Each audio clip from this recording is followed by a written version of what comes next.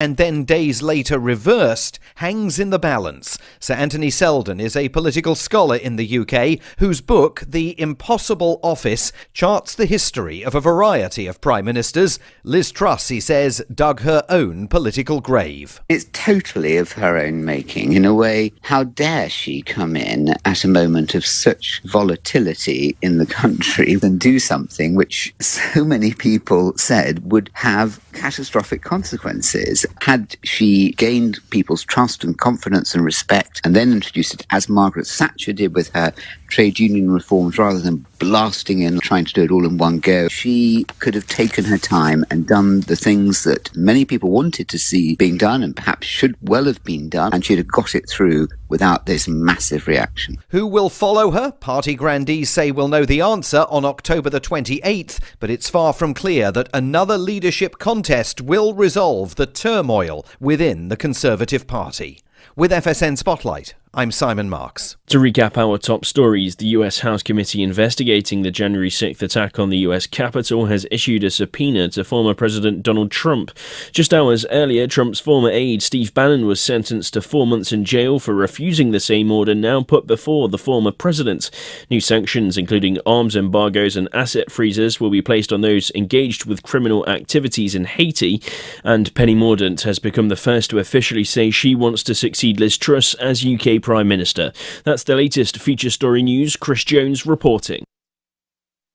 This is the Onion Week in Review. According to sources, all 6.5 million residents of Indiana spontaneously formed thousands of perfectly uniform rows throughout the state Monday morning and established a collective consciousness. Saying, "We are Indiana," the new hive mind talked and moved in unison, with citizens working together to build a massive geometric superstructure in downtown Indianapolis where they would gather to sleep, breed, and feed. All corns for Indiana.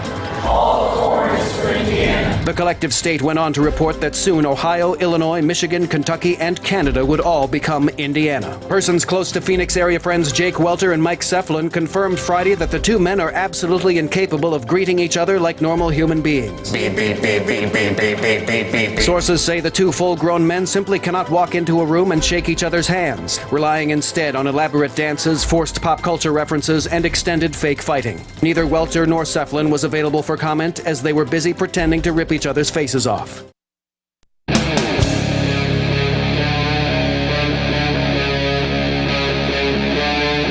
Free Talk Live.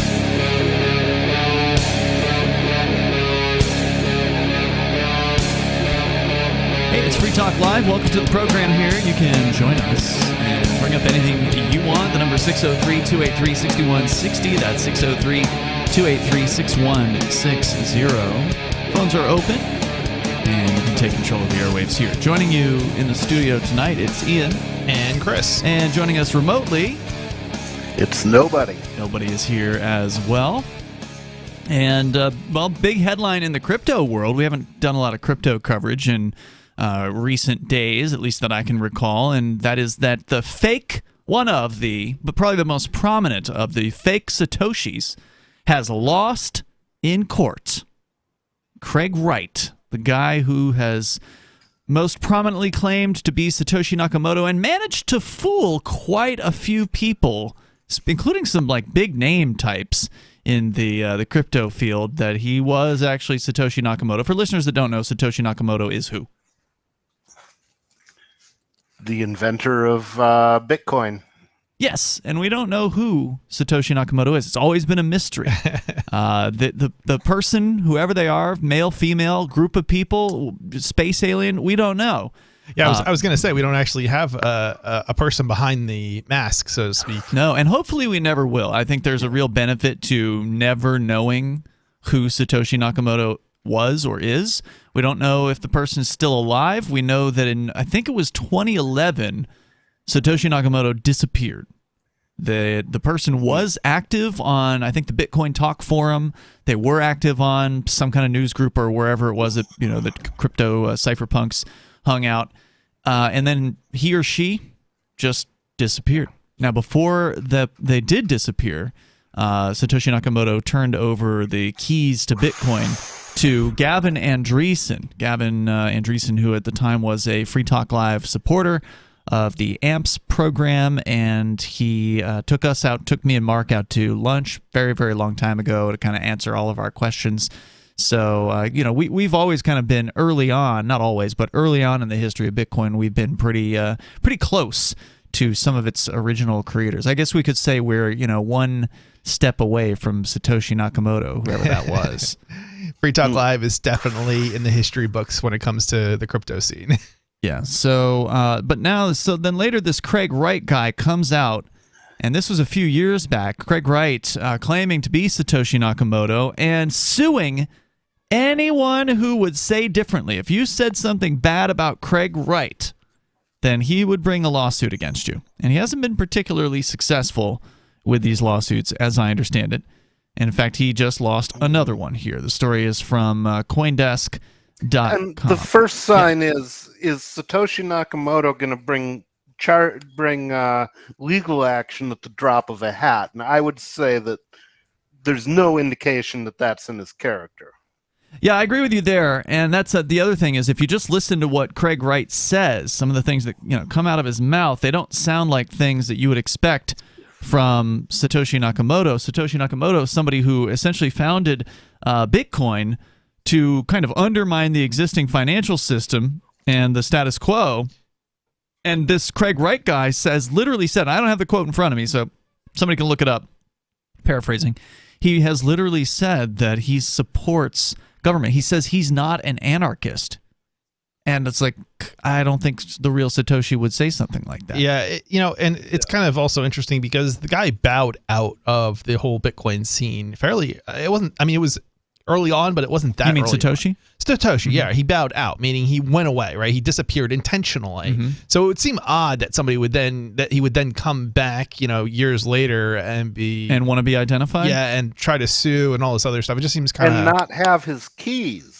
Yes, that's the most damning part. If he was really Satoshi, he would have the damn keys, or it seems likely that he would, barring some sort of a grievous and really ironic error. Yeah, it would be shocking to find out that Satoshi Nakamoto, the person who invented the technology, would have made such a basic error as to lose his or her Bitcoin keys. And of course, the keys we're talking about are what are called private keys. With every cryptocurrency wallet, there's a set of public and private keys. The public keys you can give those away to anybody you want to, and all they can do is send you crypto.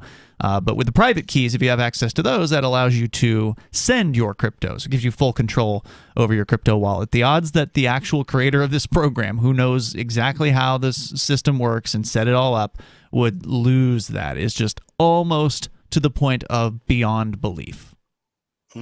Yeah, I mean, this is a guy who has a GPG key. He's familiar with all of the the really hardcore math and cryptography behind this system. Surely he's familiar with how to make some backups. Yeah, he's not going to lose his private key. So here's the news. How much does Satoshi hold?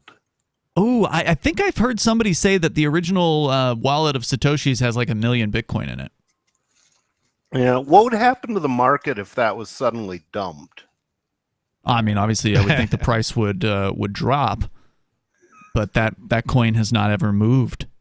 No, it never has. But I mean, the other possibility is, and there's all kinds of ways that Bitcoin could have come to be if Satoshi was, for example, the NSA, then it could well be that big block of Bitcoin is actually a huge booby trap. Could be. I guess the only way to find out is to wait and see on that one, right? Yeah. I mean, it seems, I don't know, it seems like that could be problematic, though, because they released the source code for it, right? Under licensing, which allows for you to effectively clone it. And a different blockchain is not necessarily going to, be undermined by Bitcoin failing. I mean, it could have an impact on its price if people get scared, but it doesn't necessarily undermine it in and of itself, I don't think. The only other chains that would be affected would be those chains that carried over the original ledger. So things like Bitcoin Cash, Bitcoin's SV, each of those would have an equal and opposite, or an equal booby trap. Meaning that the person who has Satoshi, who has the million Bitcoin, also has a million Bitcoin Cash and a million Bitcoin SV, and that's that's assuming. But they don't have a million Ether, and they don't have a million Dash, and they don't have a million of anything else. Most of the cryptos that have copied the source code for Bitcoin haven't copied Bitcoin's blockchain, so it's not, It probably would have an impact on the market, but I don't necessarily know. Well, generally when Bitcoin goes down in price, the rest of them tend to follow. They do, but whether we like it or not, and maybe someday we'll see a break to that pattern. Maybe that would be the break to the pattern. I don't know. It could. I would expect that would be a break to the pattern, because people would know exactly what was going on, and they would know Not necessarily. which blockchains. They wouldn't necessarily know when that. you see that coin move, you've seen it move. You know it's moved. Yeah, but you don't know why. You don't know why, but you're saying that when you say that coin, blocks don't exist on the Dogecoin chain. Yeah, I didn't know what you meant when you said that coin. I thought you were talking about generally Bitcoin. You mean the specific coin in Satoshi Nakamoto's wallet? Yeah, if Satoshi Nakamoto's wallet suddenly started liquidating coin, everybody would know that was happening. No, they wouldn't. Quickly. I mean, the average person would have no idea. They would just see the price drop. If they're paying attention to the price, they're going to see the Bitcoin price drop because of a huge sell-off, and they're going to maybe panic sell on top of that and make matters worse. The average person isn't going to know that. Well, they may, but it's going to quickly be known if they're paying any attention to Bitcoin media. To what percentage of Bitcoin holders do that?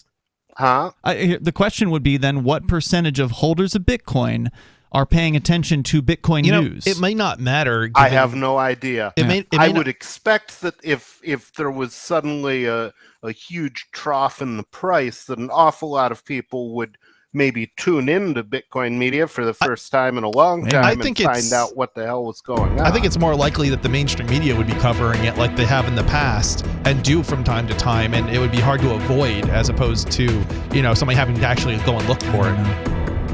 It's a good question. Probably true. We got more coming up here, and you can share your thoughts. The number is 603-283-6160. That's 603-283-6160. You can join us here. We got the details on exactly how fake Satoshi has lost in court this time. It's Free Talk Live. Did you or someone you love work, live, or serve at Camp Lejeune between 1953 and 1988? If you or someone you know lived, served, or worked at Camp Lejeune between 1953 and 1988 and has cancer, Parkinson's disease, or another serious health issue, they are entitled to compensation. To see if they are eligible, they need to call Liberty Legal. Contaminants in the drinking water have led to these serious diseases, and legislation is now available for veterans and family members who may qualify for financial help from the government. There may be a time deadline, so don't wait. Call 888-918-1037. Anyone that has lived, worked, or served at Camp Lejeune from 1953 to 1988 and has had cancer, Parkinson's disease, or another serious health issue, the money is already set aside. 888-918-1037. 888-918-1037. Do you feel like your nation, state, or community no longer holds your values? Have you dreamt of a place where people agree that liberty is important and are free to pursue their projects so long as they respect the property of others? There are many people just like you that are discovering freeprivatecities.com. Their social media links are at the upper right of the page at freeprivatecities.com. All skill levels will be needed when the first of the Free Private Cities opens. It's sooner than you think. Stop arguing and build. freeprivatecities.com. There are basically two types of advertising: direct response and branding. Radio's great for direct response with its low cost to listener ratio, but audio can't be beat for branding, which is a longer term endeavor. You want to be the first thing that someone thinks of when they think about your product or service. If you have a local business that you want kept top of mind in your community, call the station. If you need national reach, Free Talk Live's got around 200 radio stations, millions of monthly listening sessions, can suit all budgets, and if we don't think we're right for you, we'll tell you. Email me, mark@freetalklive.com. Free Talk Live. We have been brought forward to bring out the truth. I knew this was all right. What is the truth? No, it's in the 2 books. Oh, you've got to buy the books. Now, how much is somebody going to have to pay for these books? It's right online, depending on what country you're in. They're $26 a piece here in the United States, including freight. Now, why would God put books out and require people to pay for them? What's the point in that? I mean, aren't there people out there that can't afford that? Those of us here on Earth have had to put the material together and get it copyrighted and available. Why would God want to copyright something? What's the point of that? I mean, wouldn't God want anything on this planet has to be copyrighted to be put out legally by That's your not true. Not true at all. Not true, sir. Nope. You can put whatever you want out there. Explain? No, you let me explain, because whatever you want, you can put online, and nobody's going to tell you can't do it. Free Talk Live, 7 nights a week from 7 to 10 Eastern, live on the Liberty Radio Network at LRN.FM.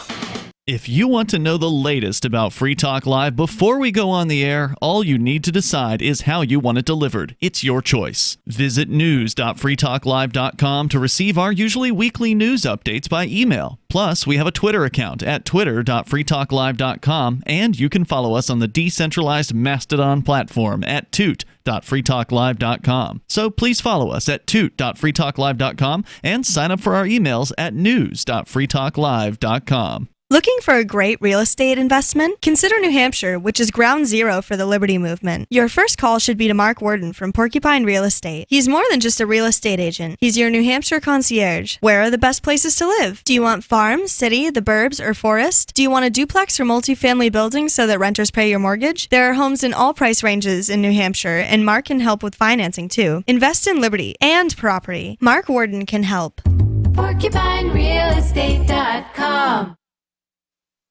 Our Matrix server is about as free as internet chat can be. Join the existing rooms or create your own at chat.freetalklive.com.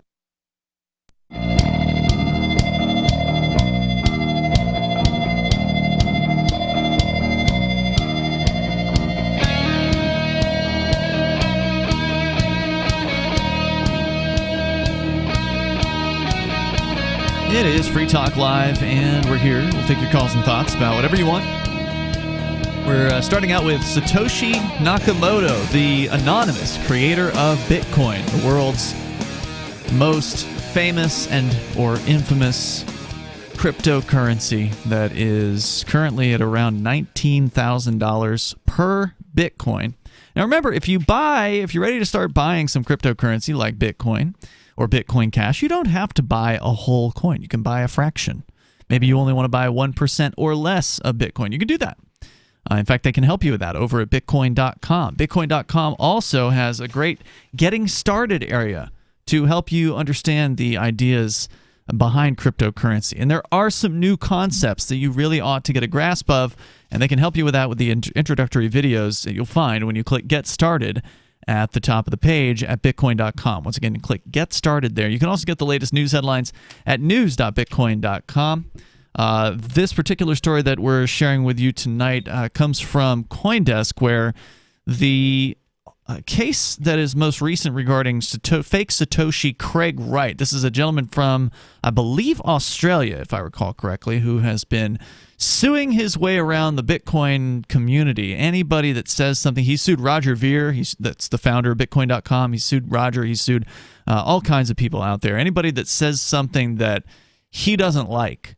So if you call him fake Toshi, he gets butthurt about it and he'll sue you for it.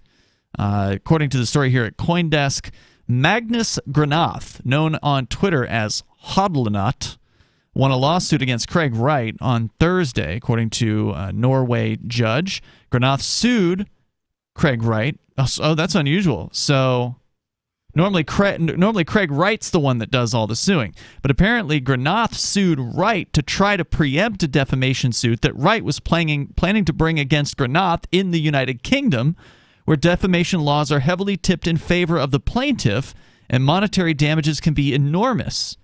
At the center of both cases is a series of tweets written by Granath in March of 2019, in which he called Wright, who has long claimed and failed to prove that he is Satoshi Nakamoto, the pseudonymous inventor of Bitcoin, a fraud and a scammer. Granath asked the Norwegian court to rule that his tweets were protected by the freedom of speech, therefore preventing Wright from pursuing damages in relation to the tweets. He said the result was expected. I'm very happy and thankful for all the support. Wright's attorneys told CoinDesk he could appeal the ruling and warned that anonymous online bullying could have a chilling effect on public discourse. This guy is such a pussy, this Craig Wright. I mean, can you imagine being on the internet? This man has got to be, 60 years old or something like that? Can you imagine being on the internet for a good portion of your life, claiming to be the pseudonymous creator of Bitcoin, Satoshi Nakamoto, and then complaining about anonymity online? I mean, there's just nothing that this guy does that lines up with what I think the public persona of Satoshi Nakamoto was supposed to be. Yeah, I mean, and a Bitcoin is it's not anonymous, but it's pseudo-anonymous in some aspects of it, in that anybody can create a wallet. Correct. Like, it's designed to not have your ID or your driver's license attached to it in order, unlike opening, say, a bank account might. Yeah, you don't have to ask permission. You just go and create a wallet without, and that's as simple as downloading a program. Yeah. You don't have to fill out forms. You don't have to wait an hour.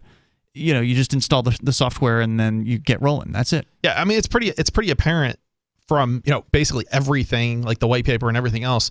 And what he said, early on, right, that this guy has, he values people having control over their own finances. Right. Which is the whole point of Bitcoin. And peer-to-peer electronic cash. Right. That's what it says on the white paper. The idea that, like, this guy is, him is just, he's just crying. He's crying because somebody on Twitter doesn't like him. Yeah. He's going to bring a lawsuit over this, and he's brought many of these lawsuits. According to the story, after a week-long trial in Oslo in September, the district court judge Helen Engebrigtsen found in favor of Granath, ordering him acquitted of all claims for compensation and not liable for damages relating to the tweets. Wright has been ordered to pay Granath's legal fees in the amount of approximately $383,000. The judge ruled that Granath's use of words such as fraud and scammer to describe Wright were fair. Quote, "The court believes that fraud and fraudulently in this context means one who is something other than what he claims to be. Fake has a similar meaning. Illegitimate, false, something other than what he pretends to be," Engebrigtsen said. Scammer must be understood the same way in the sense of swindler or cheater. Granath's lawyer appeared positive about the outcome, though he said he would review it further, saying in a statement, "We note the court has agreed with our arguments and our client's position in this case, and we are, of course, happy with that." The judge wrote that the evidence presented by Wright's lawyers was not suitable to change the court's prevailing opinion that Craig Wright is not Satoshi Nakamoto. Now look, it's just a person wearing a robe. I mean, a judge is no more special than any other human being, but this was, this is a place where evidence is presented, right? Okay, you say you're Satoshi Nakamoto. What evidence do you have to prove that? All he has are just claims. What was that, nobody? The judge is only a human being, but they are a human being who has seen Craig Wright's best arguments for being Satoshi and said, nah.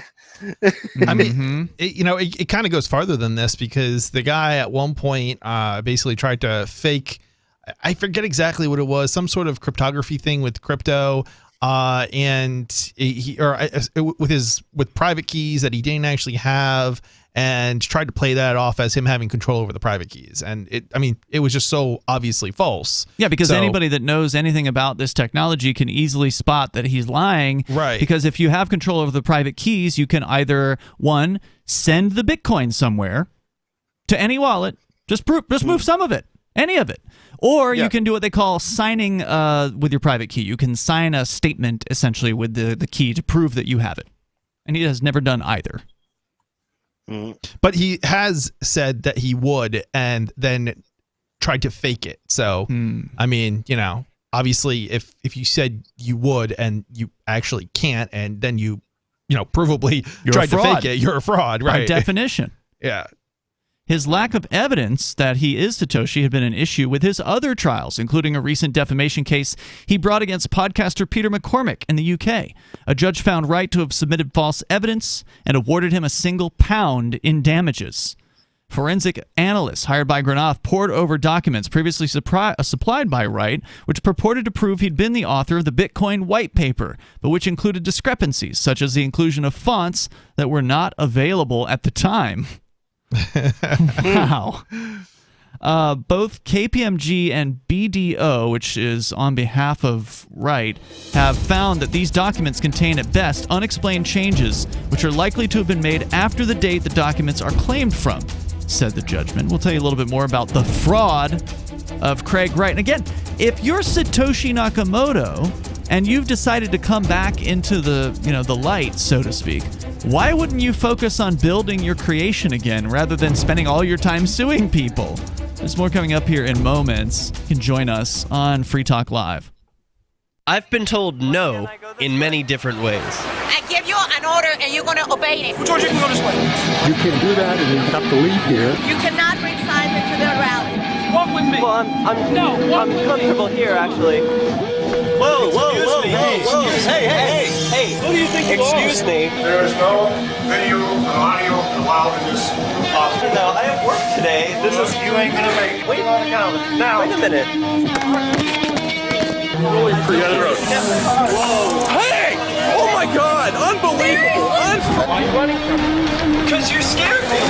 What am I being detained for? You're being served. What is this? You're being served. What is this? Bureaucrats have a funny way of telling people no. That's the sound of the men working on the chain. Derek J's Victimless Crime Spree. Watch it for free and order the Director's Cut DVD at victimlesscrimespree.com. From Feature Story News in Washington, I'm Chris Jones. The U.S. House Committee investigating the January 6th attack on the U.S. Capitol has issued a subpoena to former President Donald Trump. He has not indicated if he plans to comply with the subpoena, and as U.S. correspondent Rachel Silverman reports, he could face legal charges if he does not. The subpoena requires the former president to turn over documents by November 4th and to appear for a deposition on November 14th. The House committee says its hearings presented overwhelming evidence that Trump personally orchestrated and oversaw a multi-part effort to overturn the 2020 election and to obstruct the peaceful transition of power. Trump could face legal charges if he fails to comply with the subpoena. He has reportedly suggested to aides that he might be willing to testify to the House panel if he could do so live. Steve Bannon, former advisor to Donald Trump, was sentenced to 4 months in prison earlier on Friday after he refused the same order now put before the former president. Nick Harper reports from Washington. The 4-month prison sentence is less than the 6-month sentence the Justice Department had requested.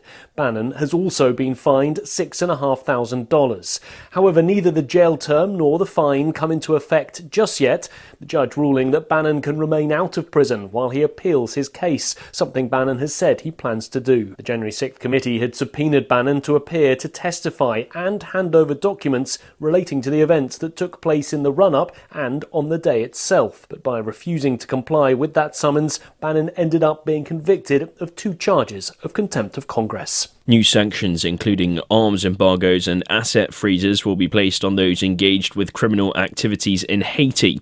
It comes after the United Nations Security Council unanimously adopted a resolution to try and improve security in the Caribbean nation. Violent gangs have blocked a key fuel terminal in the country, exacerbating what aid groups call a rapidly escalating crisis. And the hunt for the next UK Prime Minister continues, with Penny Mordaunt becoming the first to officially throw her hat in the ring. Boris Johnson could also become a candidate after only leaving the role over 6 weeks ago. Laura Macon-Isherwood has the latest from London. He left Downing Street just over 6 weeks ago, making way for Liz Truss after, of course, all that controversy over those Partygate scandals, those parties that took place inside Downing Street while Boris Johnson was Prime Minister, at a time when the rest of the UK population was told they needed to stay indoors and stay away from their family and friends. And so if he does indeed make the shortlist, he might be popular with some MPs, maybe with the wider Conservative Party members, but there will be plenty of questions for him to answer if he does indeed return to number 10. From bureaus worldwide, this is FSN. You can stick it to the man and big tech. Join our FTL social mastodon at social.freetalklive.com.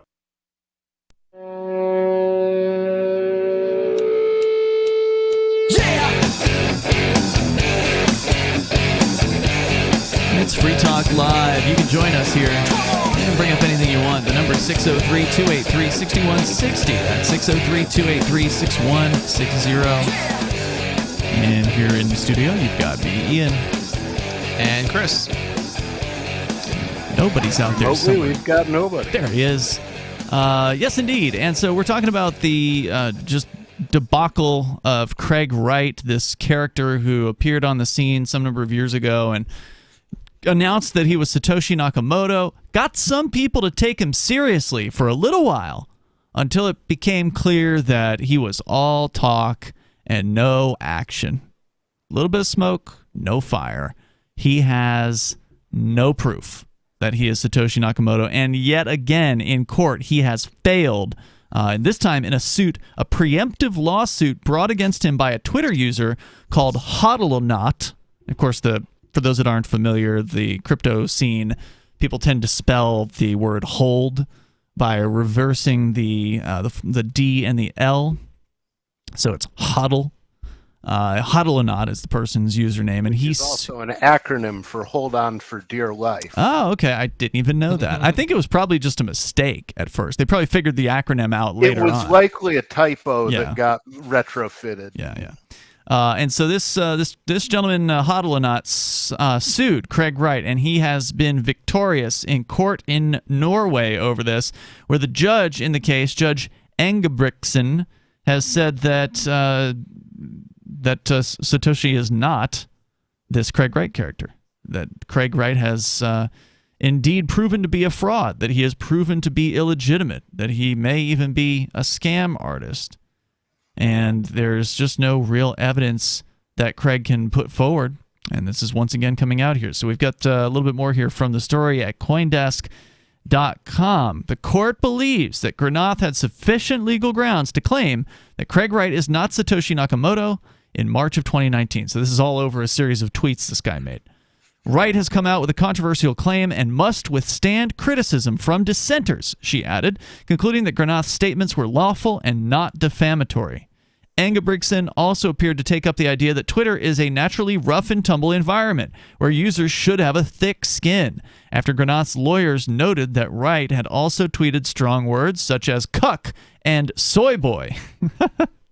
Wright himself, the judge said, uses coarse slang and derogatory references, and so, in the court's view, must accept that others use similar jargon against him. So basically she's saying, look, you can dish it out, bud, but you can't take it. So toughen up. Yeah, the hypocrisy in it is Or rather, hilarious. if you dish it out, then you better be able to take it. Yeah, and he can't, because he's a big wuss. And he sues people who say things on the internet that he doesn't like. Wright uses, let's see here, Halvor Manchus, Wright's lawyer, told Coindesk that the legal team doesn't agree with the court's assessment that Granath's communications were not, in a legal sense, defamatory or privacy breaching, and said the Twitter user, quote, breached the commonly accepted threshold of decency. Have these people ever been on the internet before? Sounds like a politician. Every word coming out of his mouth makes him sound like some kind of a press flack for the Democratic Party. Yeah. Or maybe the Republican Party. It's just ridiculous. The final statement from his lawyer was, private citizens should enjoy the same protection on Twitter as on other media platforms. Anonymous online bullying and harassment risks having a chilling effect on meaningful debate and the civil exchange of views and opinions. Individuals should not be dissuaded from seeking to challenge persistent and pervasive online mistreatment or intimidation. Now, I don't know what the rules are in Norway about freedom of speech, but those of us who believe in freedom of speech believe that the ugliest of speech is very much important to protect. We don't want to have people who say things we don't like gone after. Say whatever you want. You should have the freedom to say what you want. And I don't even believe in defamation either. I think you should be able to say anything that you want about somebody, and it doesn't matter if they're a public figure.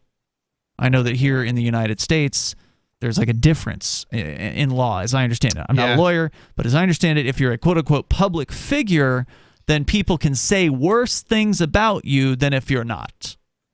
Like if you're a public figure, you don't really have a basis to sue because somebody said, you've got less of a basis to sue anyway. Yeah. So anyway, Craig Wright is certainly a public figure. The difference, I believe, is that if you are considered to be a public figure by the court, then you have to show actual malice in the statements. I think that's legally how it shakes out. Like the malice meaning that you specifically wanted that person to take a loss financially or something like that? That, and I believe it also implies knowing that what you were saying was false when you said it, which definitely makes a difference. Well, and then I guess that could take us back around to the whole Alex Jones lawsuit situation, where now that was ridiculous. It's insane. Where a jury in Connecticut recently ruled that he has to pay $965 million to the so-called victims in his civil case for basically saying things that presumably he believed were true at the time. What's his net worth? It isn't that. I don't know what it is. Yeah, I don't think I don't think people understand the danger of trying to crack down on speech, even vile and absolutely disgusting speech. And I mean, I'm not necessarily advocating for democracy here, but it underpins it's essential to a democracy. So if you're going to be in support of a democracy, you have to support free speech and every kind of speech, even speech you don't like, and especially speech you don't like. Indeed. If you want to join the show, you can. The number here is 603-283-6160. We'll continue to stand for freedom of speech as long as we're able here on Free Talk Live. We've certainly personally been attacked as well, with the federal government raiding our studio earlier in 2021, doing things like unplugging some of the broadcast equipment that we have here in the studio when ostensibly they were only here to make arrests and take evidence. But they went above and beyond what they were here to do and actually did purposeful damage to the studio. It wasn't as bad as it could have been, but it still kept us, it was broken, and it was in a broken state here for quite a while. And I was, of course, in a jail cell, so it made it very difficult to actually do anything remotely to remedy that situation. So, speaking of the Crypto 6, there is a interesting little fundraiser going on that we've had a tremendous level of support for. Since we're talking about cryptocurrency, we owe a big thanks to somebody. There's I don't have his username in front of me right now, but there was a gentleman on Twitter, actually, who I presume is like a Bitcoin whale or something. Because this person stepped up. News to me. Oh, you hadn't heard about this? I hadn't heard about this. Yeah, so the Crypto 6, a ballot of the Crypto 6, they have an account on Twitter, and they tweeted a few days ago a big thanks going out to a gentleman who apparently took us from like 20-something%, because somebody else had stepped in and like bought the executive producer level, or one of the highest level essentially, and taken this fundraiser up to about a quarter. And this person pushed it over 50% with his or her donation. The person's name is Macro Free Zone with a Twitter handle at XBT3D. So XBT3D, thank you so much for stepping up. When you go to ballotofthecrypto6.com, and that's the numeral 6, and you click into the Indiegogo fundraiser, you won't see his contribution because it's a crypto contribution. I don't know if Indiegogo allows you to like manually increase the fundraising goal on there. It's not my fundraiser, so I don't know. It's an independent documentary that's being put together by some Mexican gentlemen. and they're looking to raise some money to do this thing. If you want the story of the Crypto 6 to get out there, you can become an Indiegogo backer, and you can get some cool perks like T-shirts. You could even host Free Talk Live, have dinner with your favorite Free Talk Live hosts. Go to ballotofthecrypto6.com, and you can get signed up there and support the documentary. There's also like a really cool 9-minute long trailer that you can watch to get a feel for what the whole thing will be like. Ballot of the Crypto 6 with the number 6. We continue here with your thoughts on whatever you want on Free Talk Live. On Free Talk Live, we're bringing people to the ideas of liberty every day. From wrestling superstars like Glenn Jacobs. You guys really are having an impact, I believe. Like I said, a lot of where I am now is due to listening to Free Talk Live. You changed my mind on some very important issues years ago. To random people tuning in on the radio. I was kind of stuck in the left-right paradigm. I heard your show by chance on a Saturday night. From there, I went on, joined the Free State Project, and become an amplifier. So, I mean, that's really the reason why I amp is because I know that if it wasn't for you guys being on as many stations as you are, I never would have found the ideas of liberty. You can help more people hear the message of liberty by joining Free Talk Live's AMPS program on Patreon for as little as $5 a month. And you'll get access to special perks. Visit amps.freetalklive.com, amps.freetalklive.com. Have you had enough of the big-name web hosting services that are long on promises but short on bleeding-edge features, uptime, and customer service? Try Agorist Hosting, the agile web host that offers full concierge service from website redesign, full e-commerce solutions, custom apps for your Shopify store, IPFS integration, and more. Agorist Hosting is ready to take your web presence into the future. To get started, head over to agoristhosting.com. What if you want to hear the latest episode of Free Talk Live, but all you have is your phone, you forgot to download our archive, and you have no data connection? You can call our Listen line at 641-793-0191. That's a long-distance number, so you may incur charges. If not, listen as long as you want. 641-793-0191. The Free Talk Live Listen line, 641-793-0191. The Free State Project has reached its goal of 20,000 liberty lovers who've pledged to move to New Hampshire and get active to achieve liberty in our lifetime. Perhaps you're trying to figure out what part of New Hampshire should be your destination.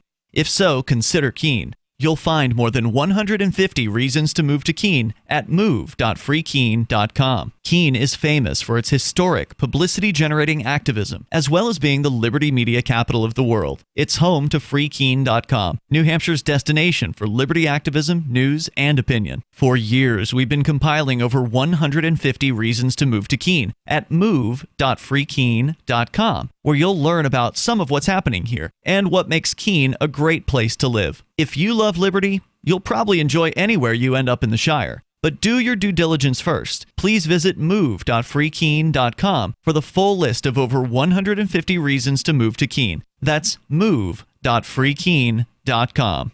Tired of cancel culture? Sick of mega tech corporations holding an axe over your head? Join the LRN.FM Matrix chat server. It's self-hosted, so no one else can tell us what to do or say. Don't like the existing channels? You can make your own. You can even connect into some of our channels from other Matrix servers. It's federated. For the full LRN.FM Matrix experience, though, you should join our server via the step-by-step instructions at chat.lrn.fm. Chat.lrn.fm. So you've signed the Shire Society Declaration and are planning your move to New Hampshire to be around more liberty-oriented people. Next, sign up for the Shire Society Forum at forum.shiresociety.com. There are a bunch of people there who are already in the Shire, and they want to meet you. If you're already in the Shire physically, you should also come by the forums. Remember, not everyone uses Facebook. New people are signing up for the Shire Society Forum every month, so drop in and say hello at forum.shiresociety.com. Don't miss a moment of Free Talk Live. Get our archives daily via our podcast at feeds.freetalklive.com.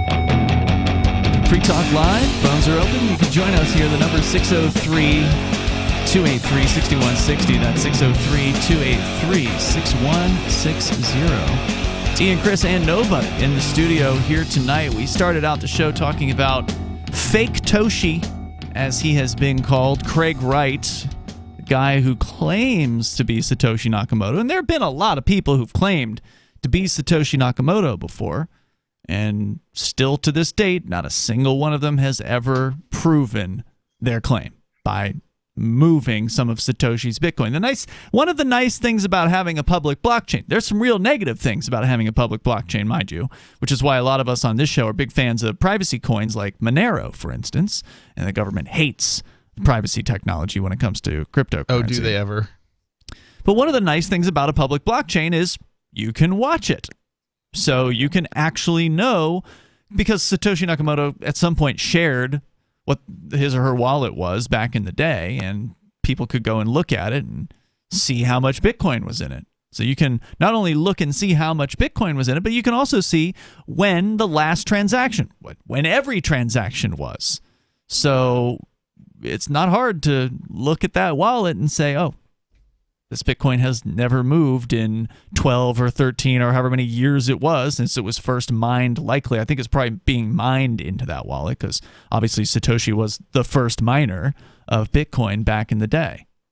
Oh, it's not been moved. Oh, we know that because we can all see it. We can all verify it. And so that is, one of the positive sides of actually having a public view of these things. Now, whether or not Satoshi Nakamoto was the creator of Monero is another interesting question. There's a theory. Sounds like another conspiracy theory. Yeah. There's a theory out there about that. What do you think, Nobody? Do you think Satoshi was the Monero creator as well? I don't know, but people do conspire from time to time. It's certainly more plausible of a conspiracy theory that Satoshi is the creator of Monero than it is Craig Wright is the creator of Bitcoin. I would agree with you there. Yeah. I read a little bit about it, and it suggested that the language of the Monero white paper, which I have not read, seems to reflect the ways Satoshi Nakamoto had written, but that could have been done on purpose. Sure. So who knows?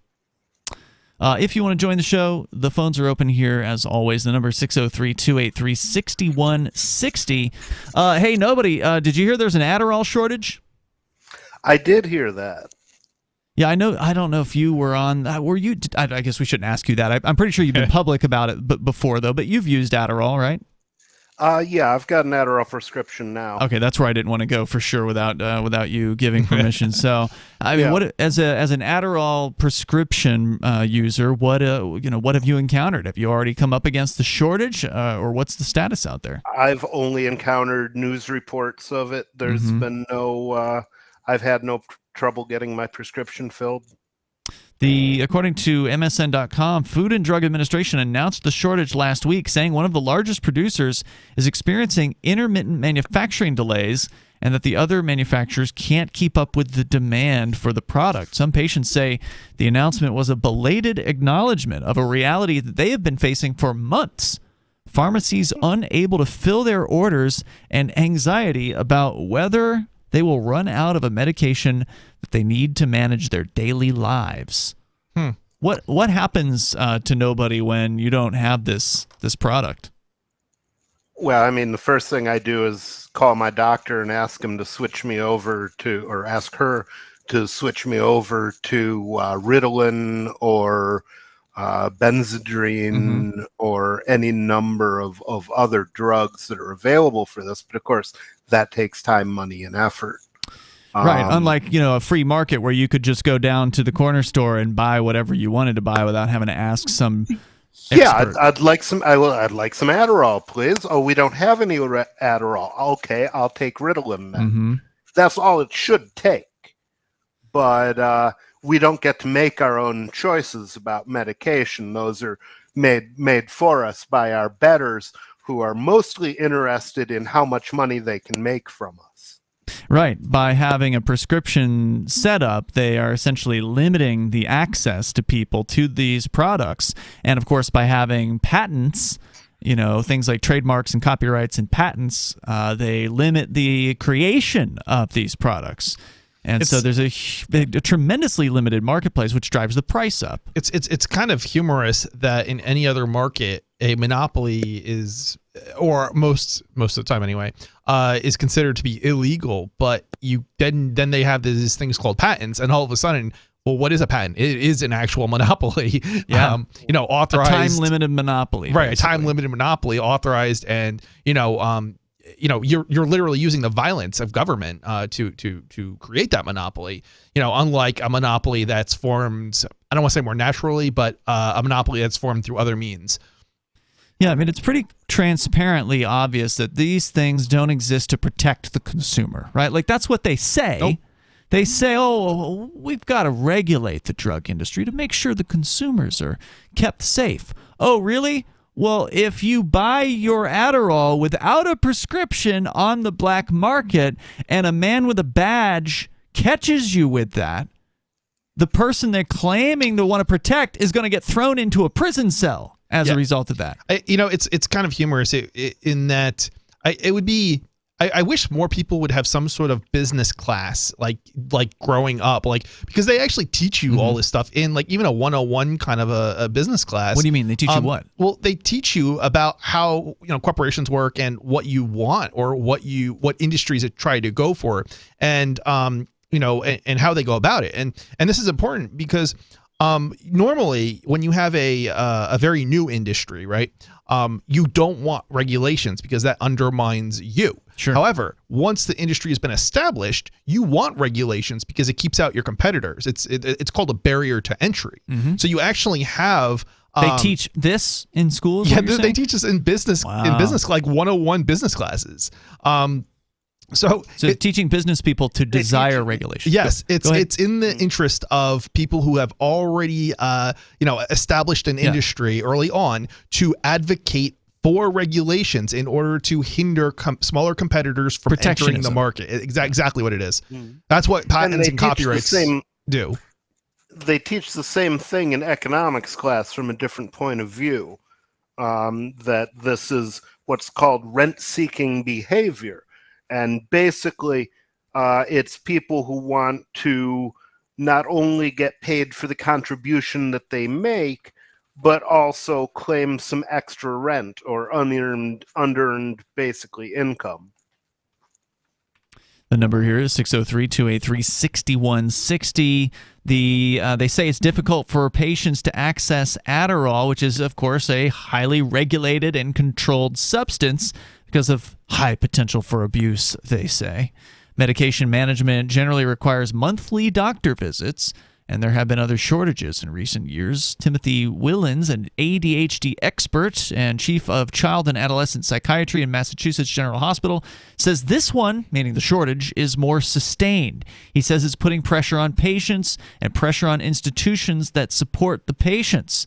Eric Good, a 28-year-old chef who lives in Atlanta, experiences regular challenges filling his prescription, whether it's pharmacies not carrying generic versions or disputes with insurers. He's been off the medication for a month after his local pharmacy ran out. And again, if there was no FDA standing in the way, if there was no DEA standing in the way, then anyone who wanted to could go into the business of manufacturing this drug and other drugs, and they could sell them. And then there would never be a shortage in the marketplace. I mean, as long as you could get whatever the input products are from wholesalers, there would never be a problem getting this product out to patients.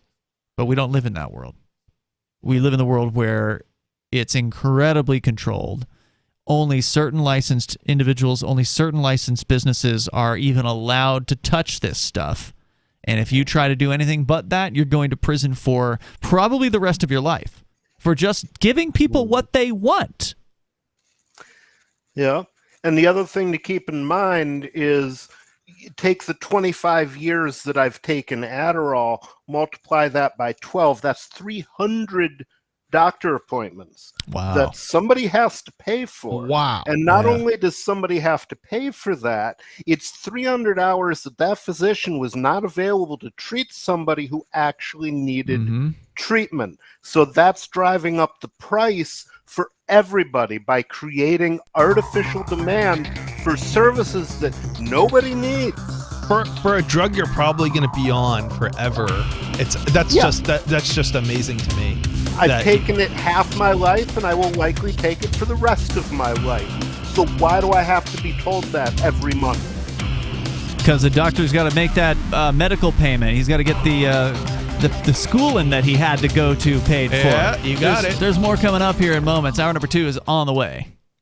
Did you or someone you love work, live, or serve at Camp Lejeune between 1953 and 1988? If you or someone you know lived, served, or worked at Camp Lejeune between 1953 and 1988 and has cancer, Parkinson's disease, or another serious health issue, they are entitled to compensation. To see if they are eligible, they need to call Liberty Legal. Contaminants in the drinking water have led to these serious diseases, and legislation is now available for veterans and family members who may qualify for financial help from the government. There may be a time deadline, so don't wait. Call 888-918-1037. Anyone that has lived, worked, or served at Camp Lejeune from 1953 to 1988 and has had cancer, Parkinson's disease, or another serious health issue, the money is already set aside. 888-918-1037. 888-918-1037.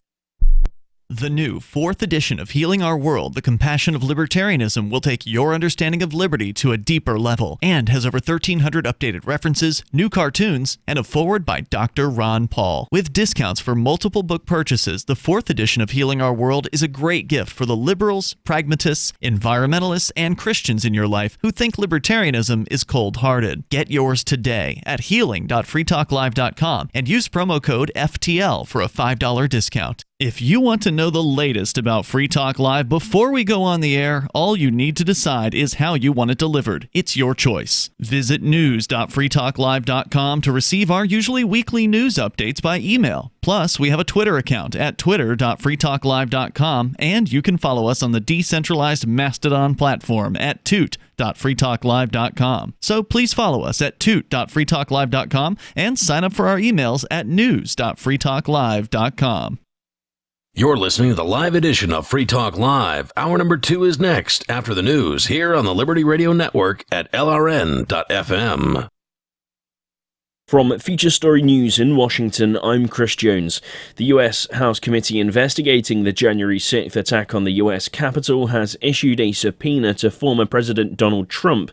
He has not indicated if he plans to comply with the subpoena, and as U.S. correspondent Rachel Silverman reports, he could face legal charges if he does not. The subpoena requires the former president to turn over documents by November 4th and to appear for a deposition on November 14th. The House committee says its hearings presented overwhelming evidence that Trump personally orchestrated and oversaw a multi-part effort to overturn the 2020 election and to obstruct the peaceful transition of power. Trump could face legal charges if he fails to comply with the subpoena. He has reportedly suggested to aides that he might be willing to testify to the House panel if he could do so live. Steve Bannon, former advisor to Donald Trump, was sentenced to 4 months in prison earlier on Friday after he refused the same order now put before the former president. Nick Harper reports from Washington. The 4-month prison sentence is less than the 6-month sentence the Justice Department had requested.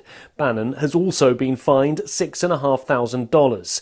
However, neither the jail term nor the fine come into effect just yet, the judge ruling that Bannon can remain out of prison while he appeals his case, something Bannon has said he plans to do. The January 6th committee had subpoenaed Bannon to appear to testify and hand over documents relating to the events that took place in the run-up and on the day itself. But by refusing to comply with that summons, Bannon ended up being convicted of 2 charges of contempt of Congress. New sanctions, including arms embargoes and asset freezes, will be placed on those engaged with criminal activities in Haiti.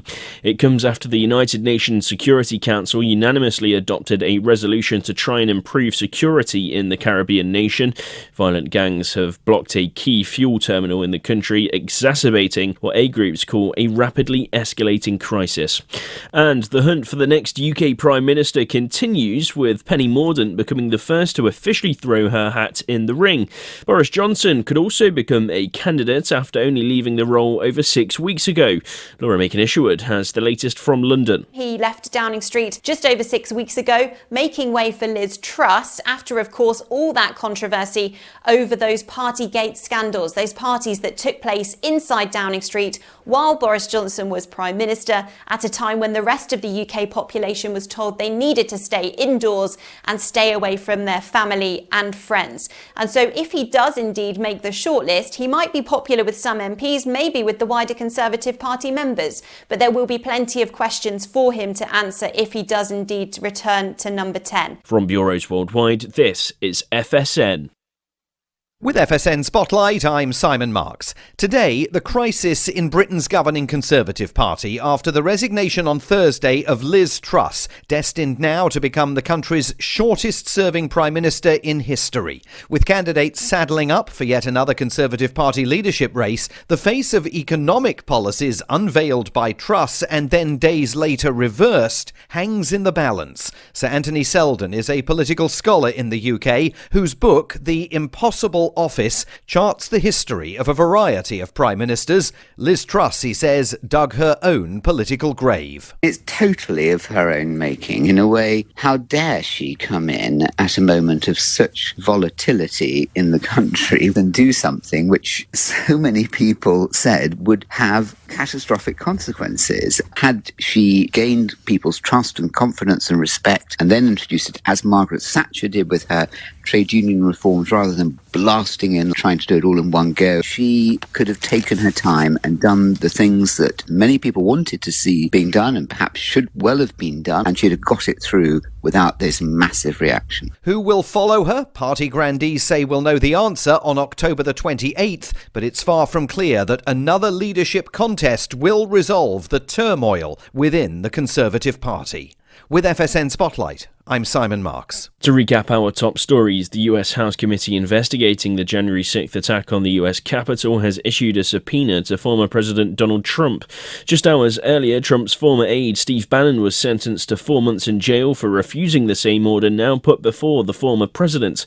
New sanctions, including arms embargoes and asset freezes, will be placed on those engaged with criminal activities in Haiti. And Penny Mordaunt has become the first to officially say she wants to succeed Liz Truss as UK Prime Minister.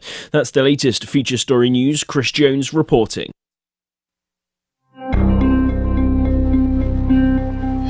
Frustrated Superman fans told reporters Monday that the economically healthy and financially stable Daily Planet newspaper is now the most unrealistic aspect of the comic books universe, acknowledging that enjoying the adventures of a superhero that can fly, lift cars over his head, and shoot beams of light out of his eyes requires some suspension of disbelief. Longtime readers said even the comic's most exciting stories are regularly ruined by the implausibility of a thriving daily newspaper, whose advertising revenue and circulation numbers have not at all been threatened by a media landscape overtaken by laptops, smartphones, and aggregation websites. Look, I could play along with Superman using his breath to freeze a volcano or clapping his hands together to cause some sort of sonic boom, but seeing images of a thriving Daily Planet newsroom not facing layoffs or dwindling home subscriptions just really takes me out of the story.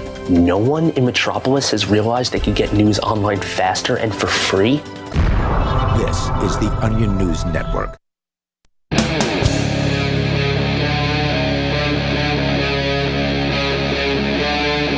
Free Talk Live.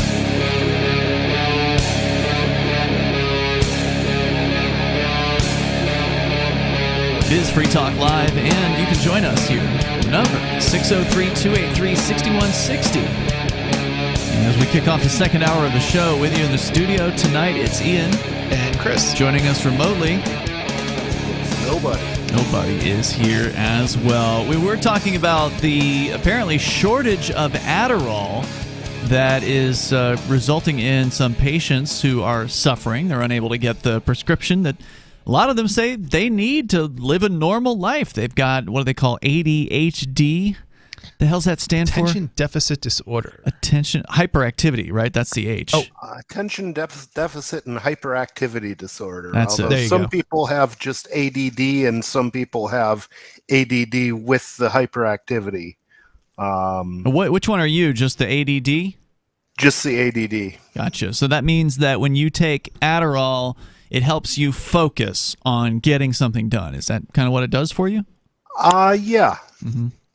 Yeah. And you haven't seen this personally with the shortages yet, but apparently it is happening in a lot of places. But speaking of shortages, Chris, you were just mentioning something during the break that I thought was interesting, and that is that apparently there are now some reported cuts on major internet trunks going from one country to another. Yeah, actually, sort of.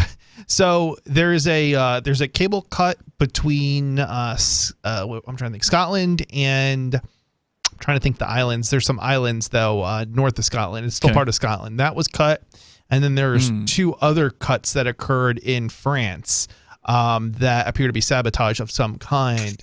And are these all underwater cables, or one of them's underwater? Two of them are not. Two of them, the two in France, they literally had to dig into like concrete, so like it was apparently very, very obviously some sort of I want to say like some sort of government espionage sort of deal, I guess. It must have been, because I mean I can't imagine anybody else digging into concrete, right? Like how do you accidentally? There's no accident there. Yeah, I mean, you could say an underwater cable could have gotten somehow chopped on an accident. Maybe some kind of beast bit through it, or it just wore away due to erosion or whatever. But yep.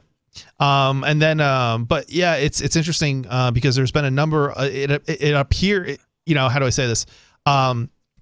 At a glance, it doesn't. It seems like there's been a lot of fishy bit stuff going on behind the scenes that hasn't really been, clear necessarily 100%, or maybe it has been reported and I just have missed it a bit. But there was also pipes. I think a couple of them were blown up in one of the Russian pipelines to oil pipelines to Germany. But anyway, natural gas. Nord Stream and Nord Stream 2 pipeline. Correct. Yeah, Nord Stream 2 was sabotaged. So that sounds about right. And it looks like it was the U.S. federal government that did it, because Joe Biden announced in February that if Russia invaded Ukraine, that Biden would take out the Nord Stream 2 pipeline. He specifically threatened it. Yep.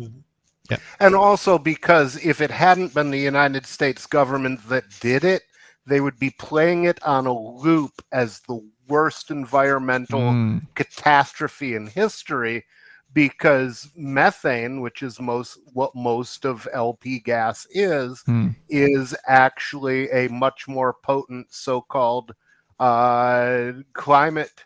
What's the word I'm looking for? Driver of so-called climate change. Than carbon dioxide. So it's not to mention, all of the damage done by pouring petrochemicals basically into the water, which that's never a good idea. So you're saying because the mainstream media was downplaying it and not putting it on the front page, so to speak, that was protecting the federal government's alleged attack here. Yeah. I mean, generally, a lot of what I know or I think I know, I end up working out by saying, okay, what's the mainstream media up to?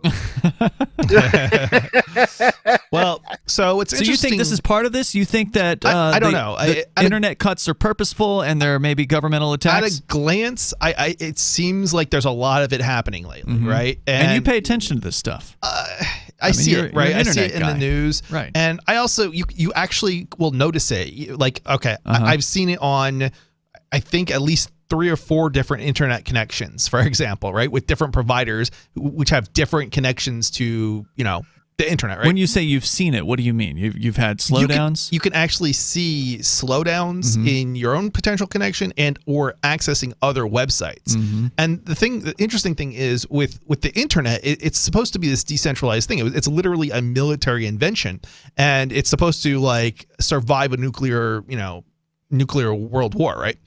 And but the thing is, the specification was that it should be able to survive nuclear strikes to 6 American cities simultaneously without losing internet to the United States. Interestingly enough, though, the internet that we use now, which is kind of built on top of that original internet, has exactly 6 hubs. So basically, the way to remove the internet in the United States is now strike exactly 6 cities. Wow. And it could well be that it will turn out, if those 6 strikes ever occur, that they were done by the U.S. government and that they left a vestigial internet behind them that's still servicing the military customers and probably the university. There's actually another internet, so to speak. It's not the internet. It's a military network that basically replaced the internet when the internet became commercial. It was basically handed to the public, and then the military set up its own separate network to replace the internet for its own communications. But what's interesting too, Nobody, is that the internet has become very centralized. So even it's like infrastructure, right? If you take out, say, Cloudflare, you don't take down a website, you take down a ton of the internet, right? And so you've got these central points that can be attacked potentially, and it may not like completely shut the internet down, but it'll cripple it. It cripples it, right? And that's what I think we're seeing right now. It's hard to tell, and this isn't the first time it's happened. It's happened repeatedly, over the decades. But it just from time to time, if you pay attention, you'll notice that the internet is actually hurting. And that's something that can happen with ISPs as well. The internet was not designed with the idea that you would have one ISP and one connection to the internet. The internet was designed with each center having connections to many other centers, and that created a web that it would be very difficult to interrupt.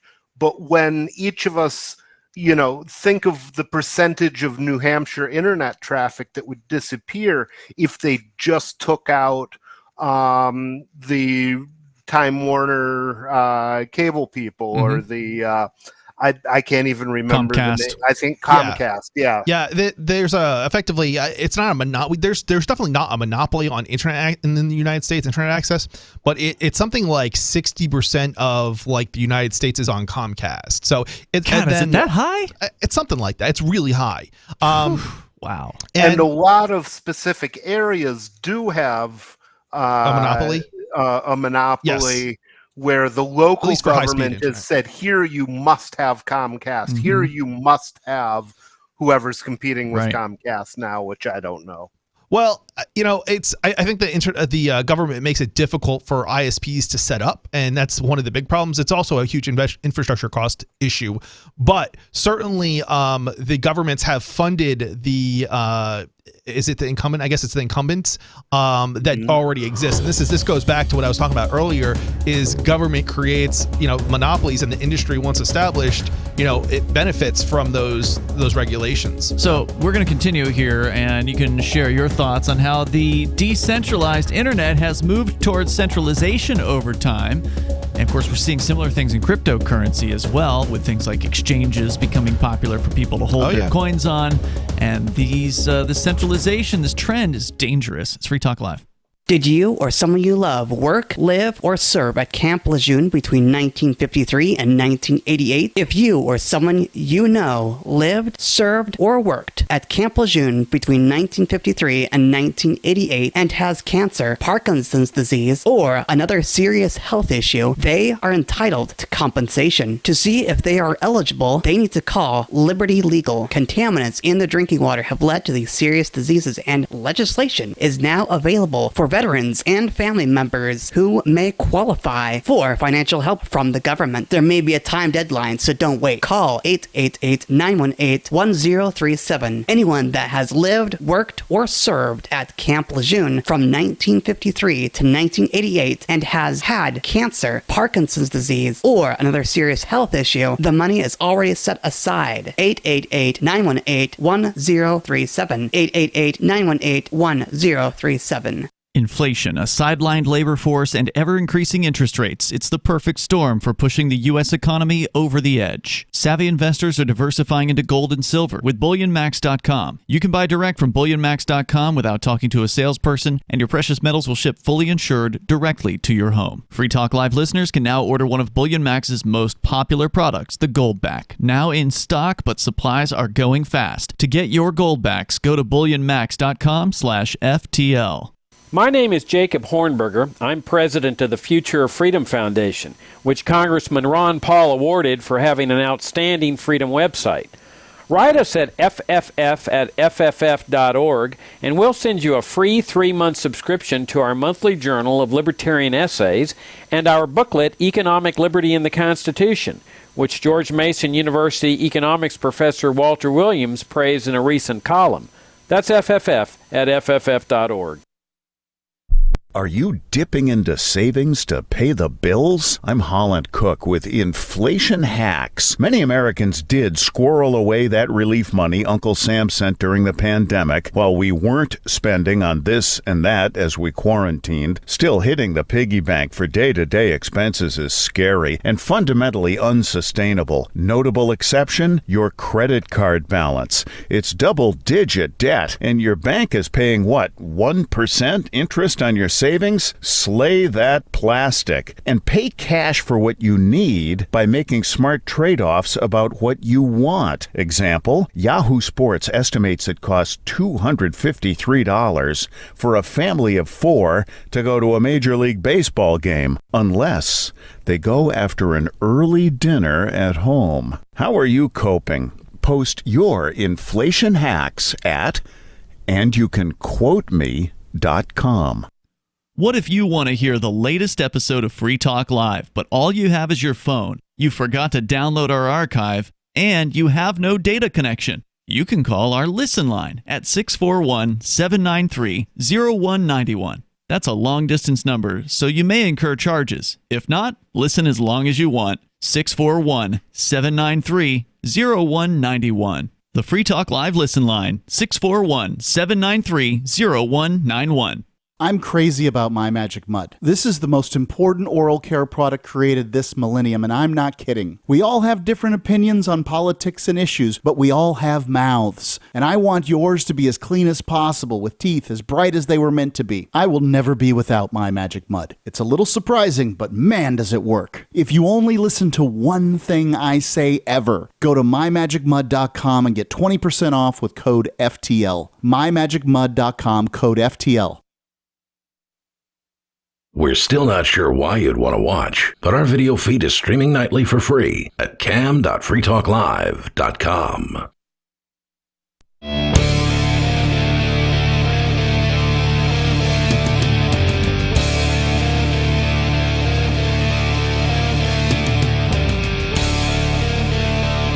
It's Free Talk Live, and the phones are open here. You can join us at 603-283-6160. Ian and Chris in the studio tonight. Nobody has taken ill. He is not feeling well, and so he has bowed out for the rest of the show tonight. If you want to join us, though, you can bring up whatever you want to talk about here. The number is 603-283-6160. That's 603-283-6160. We're talking about a damaged internet that, Chris, you said you've noticed recently. You saw some news stories about it.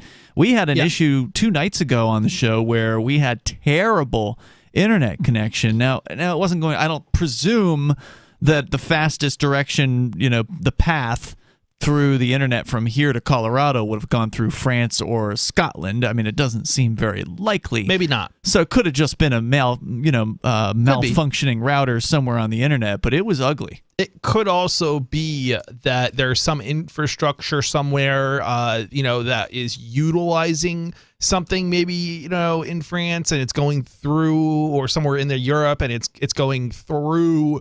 It's going overseas and then coming back, and it may be something like, I don't know, a DNS thing, or who knows, right? Mm-hmm. And if that connection is being flaky, it could then cause problems between you, even if most of the traffic is not going to Europe first and then to Colorado, it could be causing a problem there too. So, well, plus if this is happening on purpose, if it isn't just equipment going bad or your regular kind of problems that crop up. You were talking about cut cables, where somebody dug down into concrete in France and cut twice hardline internet, big kind of simultaneously high bandwidth trunk cables. Yes.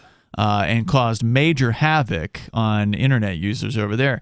Normally when we think of world conflicts, we don't think about internet fighting. Basically, we've seen governments restrict their own people from using the internet, but you don't generally hear a whole lot about one government sabotaging another's internet. But it is a very effective way of throwing an economy into some very difficult situations. Yeah, I mean, if you want to start talking about it's funny because we talk about hacking and DDoSs, denial of service attacks, and things of that nature, fairly often, at least the news does. I think even on this show a little bit we do. And it's nothing, by comparison to the damage that could be caused by cutting some of those cables. So it's kind of interesting. And again, this all has to do with the fact that, the internet isn't really as decentralized as it should be. And sometimes, even if we're even if the internet itself isn't down, a connection to a provider like Cloudflare could eventually cause outages for all sorts of websites, which are often centralized because there's not that many content distribution networks out there. There's a couple of providers and everybody's on those two. So a couple of providers. And so you end up with half the internet going down or more, if you take out one of them. Let's go to the phones here. We got Alu Axelman on the line from Liberty Block at thelibertyblock.com. Go ahead, Alu. Hi, guys. It's just libertyblock.com. Sorry, thank you. Libertyblock.com. No worries. So what's really weird is that on Wednesday, we do our weekly podcast, Liberty Block, the Conservatarian Exchange. And I don't know exactly what happened, but the Zoom feed got effed up and the audio got totally messed up. So the audio for most of that episode is down to phone quality because my dad had to use the backup recording on whatever device. So I don't know if that was an internet issue, but that was really interesting. As your podcast, you were saying was having issues on radio. I think it was Wednesday. Also, our podcast, Liberty Block, the audio got really bad. What technical question? What was your internet provider at the time? I don't know. My dad is the main primary podcast host, and he uses Zoom, and the others are all throughout Virginia, North Carolina, and all over. Okay. Yeah, I mean, it doesn't necessarily have to be your provider that's having the problem to be affected by a connection, somewhere else. Because remember, you're connecting to a provider that then connects to other providers, and your traffic won't necessarily. It goes to a certain degree on your own provider's network, but it then goes to other providers depending on who and what paths it needs to take and so on. But yeah, I also wanted to comment on the CDC and the coronafascism vaccine. It seems like the advisory council for the CDC voted unanimously 15-0 to add the COVID vaccines to the childhood schedule, which is essentially a recommendation. It's not a hard mandate for every kid in the United States, but I think a lot of states and or school districts use the CDC schedule recommended vaccines for their kids' mandatory attendance in school. To go to government schools, which 90% of kids go to government schools, they have to have those vaccines, and a lot of schools will add it. But again, I think it's a very good thing because, number one, this will lead to a tremendous drop-off in kids going to government schools, which is great. But even more importantly, as the feds do pressure, they're going to pressure and maybe withhold some grants, some annual CDC grants, HHS grants or whatever, SNAP, or whatever Medicaid stuff. As they threaten to withhold this stuff to states will, like Florida and New Hampshire, will have to either bow down and vaccinate all the kids, which is not going to happen, or secede. So I think this is really, really good for independence. Yeah, certainly if it leads to any nullification, that'll be a good thing. It's I don't know how many people are going to pull their kids out of government school. That was one of the best things that did happen during COVID is a lot of people did leave at that time. Hopefully this will push some other people into deciding that it's time to get their kids out of government school. But man, the amount of abuse these parents are willing to subject their kids to before they finally will be fed up it's really frustrating. Yeah, I think a lot of parents, especially now after 2.5 years, a lot of them are really starting to get upset about the COVID vaccines. Almost everyone with a brain now knows, besides for the most partisan people who love Fauci, I think almost everyone knows now that they're really not that necessary, not that safe. They're pretty dangerous. They don't even stop, the COVID and stuff.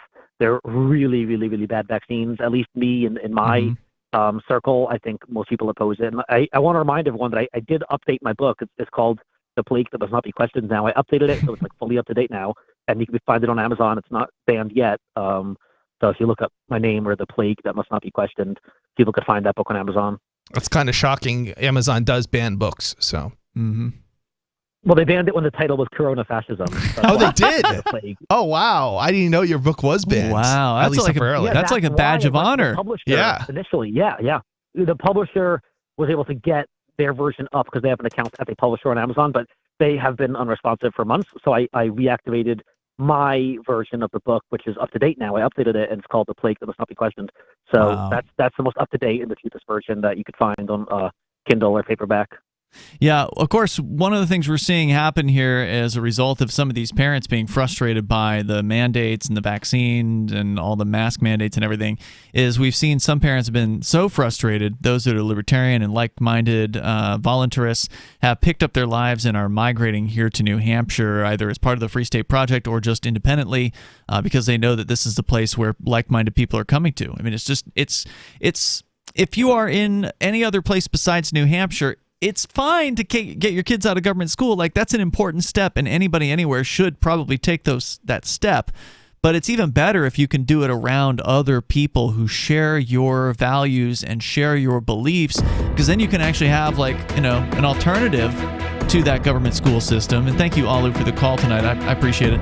An alternative to that government school system that you can create with those people in a physical, geographic area. And that's one of the benefits to being here in New Hampshire and being part of this migration, that it's just getting better and better as more people come here. The number is 603-283-6160. You can join the show here. It is Free Talk Live. Did you or someone you love work, live, or serve at Camp Lejeune between 1953 and 1988? If you or someone you know lived, served, or worked at Camp Lejeune between 1953 and 1988 and has cancer, Parkinson's disease, or another serious health issue, they are entitled to compensation. To see if they are eligible, they need to call Liberty Legal. Contaminants in the drinking water have led to these serious diseases, and legislation is now available for veterans and family members who may qualify for financial help from the government. There may be a time deadline, so don't wait. Call 888-918-1037. Anyone that has lived, worked, or served at Camp Lejeune from 1953 to 1988 and has had cancer, Parkinson's disease, or another serious health issue, the money is already set aside. 888-918-1037. 888-918-1037. From Feature Story News in Washington, I'm Chris Jones. The U.S. House Committee investigating the January 6th attack on the U.S. Capitol has issued a subpoena to former President Donald Trump. He has not indicated if he plans to comply with the subpoena, and as U.S. correspondent Rachel Silverman reports, he could face legal charges if he does not. The subpoena requires the former president to turn over documents by November 4th and to appear for a deposition on November 14th. The House committee says its hearings presented overwhelming evidence that Trump personally orchestrated and oversaw a multi-part effort to overturn the 2020 election and to obstruct the peaceful transition of power. Trump could face legal charges if he fails to comply with the subpoena. He has reportedly suggested to aides that he might be willing to testify to the House panel if he could do so live. Steve Bannon, former advisor to Donald Trump, was sentenced to 4 months in prison earlier on Friday after he refused the same order now put before the former president. Nick Harper reports from Washington. The 4-month prison sentence is less than the 6-month sentence the Justice Department had requested.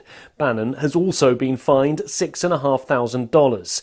However, neither the jail term nor the fine come into effect just yet, the judge ruling that Bannon can remain out of prison while he appeals his case, something Bannon has said he plans to do. The January 6th committee had subpoenaed Bannon to appear to testify and hand over documents relating to the events that took place in the run-up and on the day itself. But by refusing to comply with that summons, Bannon ended up being convicted of 2 charges of contempt of Congress. New sanctions, including arms embargoes and asset freezes, will be placed on those engaged with criminal activities in Haiti.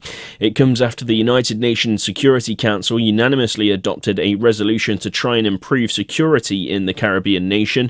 Violent gangs have blocked a key fuel terminal in the country, exacerbating what A groups call a rapidly escalating crisis. And the hunt for the next UK Prime Minister continues, with Penny Mordaunt becoming the first to officially throw her hat in the ring. Boris Johnson could also become a candidate after only leaving the role over 6 weeks ago. Laura Macon-Isherwood has the latest from London. He left Downing Street just over 6 weeks ago, making way for Liz Truss after, of course, all that controversy over those Partygate scandals, those parties that took place inside Downing Street while Boris Johnson was Prime Minister, at a time when the rest of the UK population was told they needed to stay indoors and stay away from their family and friends.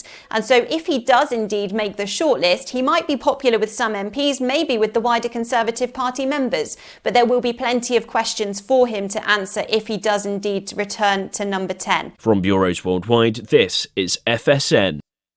You can help spread the ideas of liberty with our Patreon for just $5 per month at amps.freetalklive.com.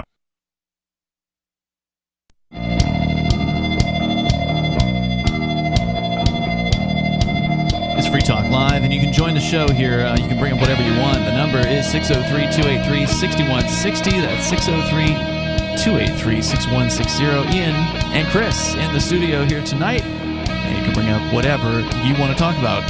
By the way, you can also join us online anytime you want over at freetalklive.com. The features on the site are totally free, so head over to freetalklive.com and enjoy those there. Also, want to make sure you know about Bullion Max, where you can go and get a free gold back with their silver starter kit when you go to bullionmax.com/FTL. That'll take you right to the page where you can learn about their silver starter kit, which is 5 ounces of silver, and they're giving it to you at their employee discount to get you started. Maybe you're brand new into silver, or maybe you're not so new and you just want to get a good deal because you're new to Bullion Max. You can do that over at bullionmax.com/FTL. There's only one starter kit per household, so there is a limit to it, and you get a free gold back with it. So you've heard us talking a lot about the gold backs here on Free Talk Live. Chris, you're a user of the gold back.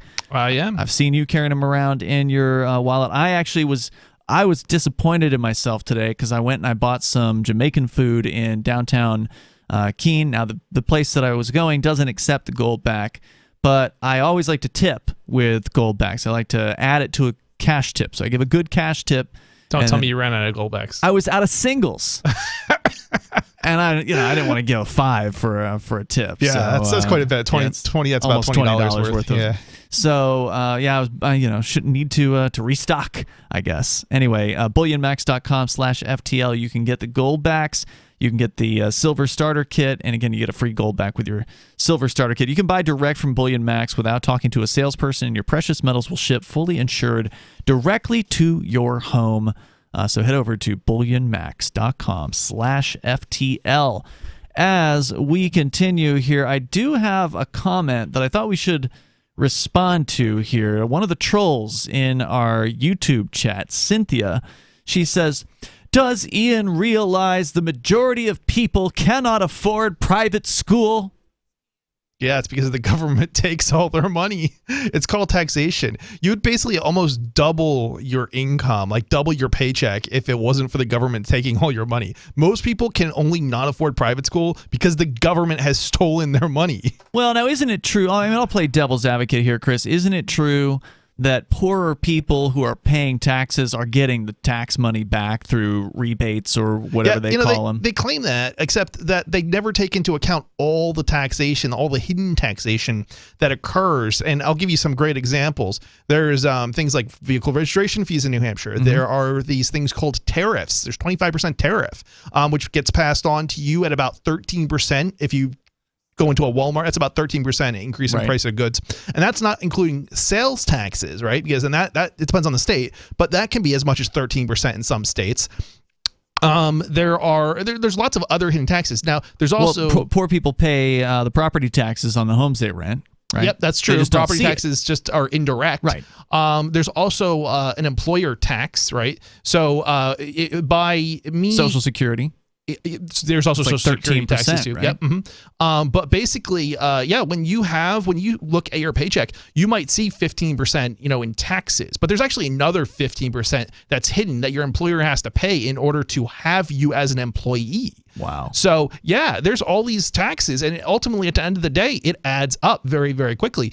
And most people think of probably probably most people think that their biggest tax is like their property taxes.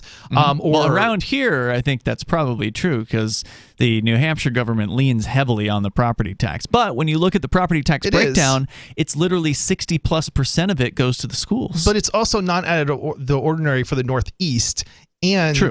There are other, and another thing is most of the other Northeast states, it's still overall lower taxation because most of the other states have sales taxes and income taxes that New Hampshire doesn't have. No, there's no doubt. So, I mean, New Hampshire has a much more efficient government system. I mean, if you can use those two words together, New Hampshire has it. It could more be a lot so better, but it's they actually reduced the budget recently. They in did. New Hampshire, I've never heard of that. I've heard of governments lowering taxes, but if their budget doesn't decrease, that means you're just paying for it next year. Yeah, you got to get it done eventually. I have heard of it happening, actually, Chris. It was in New Hampshire in 2011. In New Hampshire, they reduced the budget. They did it in 2011, and they did it, I think, last year in 2021 as well. Wow. Yeah. So thanks to Free Staters, thanks to the Liberty Republicans, the people that actually care about lowering these fiscal requirements of governments here in New Hampshire. And again, this is another one of those benefits when you get like-minded people together.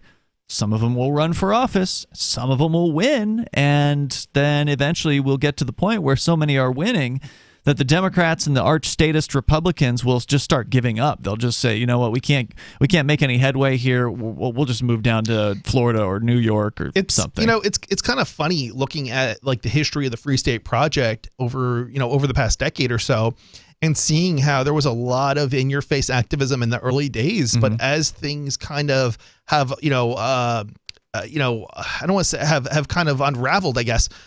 Unraveled is a bad choice of words because it makes it sound like we're failed. But as things have shifted, it's gone from, a little bit of political activism at the State House, because of course we didn't have that many people here at the time, to lots of activism at the State House, lots of people getting elected, and less of the in-your-face kind of activism. And it's kind of interesting. It's kind of an interesting shift because it kind of demonstrates that things are getting better. It's still not always as apparent as I think it will become as we actually gain some amount of control as opposed to the influence that we might have currently. We're basically, the Free Staters are, and the Liberty activists here, are basically a tiebreaker. They're that kind of level of influence. And that's something. I mean, that's nothing to be brushed aside. That's impressive because it hasn't happened anywhere else. Right. Yeah, libertarians anywhere else, they're lucky if they can score 2% in a three-way election. And here, they're not quite taken over the Republican Party, but they're working on it. Yeah, Democrats seem to think they have. They sure do. Yeah, they're acting like it. They're propagandizing their flock to act of course, like the Republicans have been the taken Democrats over. are also confusing libertarians, Free Staters, and Republicans as if they're all one group. Yeah, not even close. And they really have no idea. Although I think some of that's probably intentionally deceiving, rather than just mere accident. What do you mean intentionally deceiving?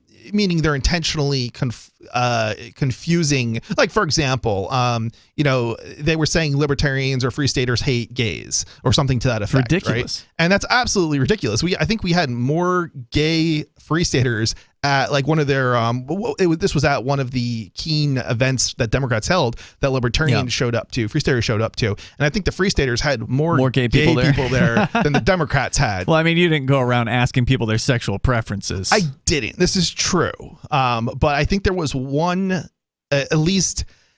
How do I say were there, this? so there's one. I was there. Aria was there. Yeah. Although I don't know if she would say gay, but she's definitely part of the LGBTQ. She's bi for sure. Right. So, and I think there was one other. I don't know what he would consider himself or herself, but another person that was probably like Aria there. I see. Okay. So on our side. Yeah. No, opposing. On their side. Okay. On the Democrat side. Okay. So it was like 1 to at least 2. Again, there wasn't a whole lot of people there, but yeah.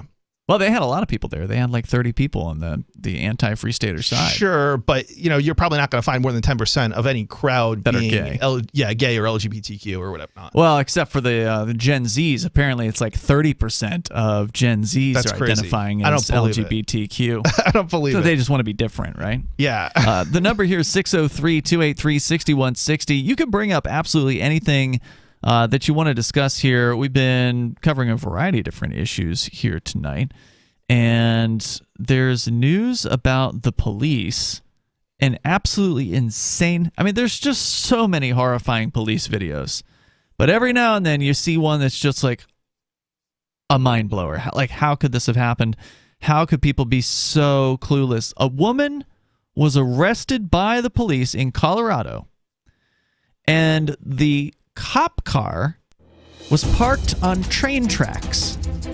I mean, you see this one coming now, right? You know what exactly is what's going to happen here.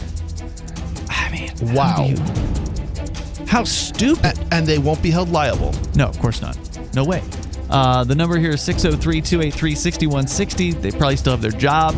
Yep, as well. There'll be no accountability whatsoever. 603-283-6160. What happens if you park a police cruiser on train tracks and put someone in it? Join liberty-minded voluntarists, anarchists, and libertarians from June 15th through the 18th for the 7th annual Fork Fest at Rogers Campground in the beautiful White Mountains of New Hampshire. Fork Fest is a fork of the Porcupine Freedom Festival, which sold out in 2022. For 2023, we're going back to where it all started, the weekend before PorcFest. ForkFest is decentralized, which means that there's no ticket cost and no one is in charge. All you have to do to join the fun is reserve your camping site, RV site, or motel room with Rogers Campground for June 15th through the 18th. You can find out more at the unofficial website forkfest.party. You can also connect with other attendees on the ForkFest Telegram and Matrix chat rooms, as well as the ForkFest forum. You can find links to those at forkfest.party. We hope to see you there June 15th through the 18th. forkfest.party.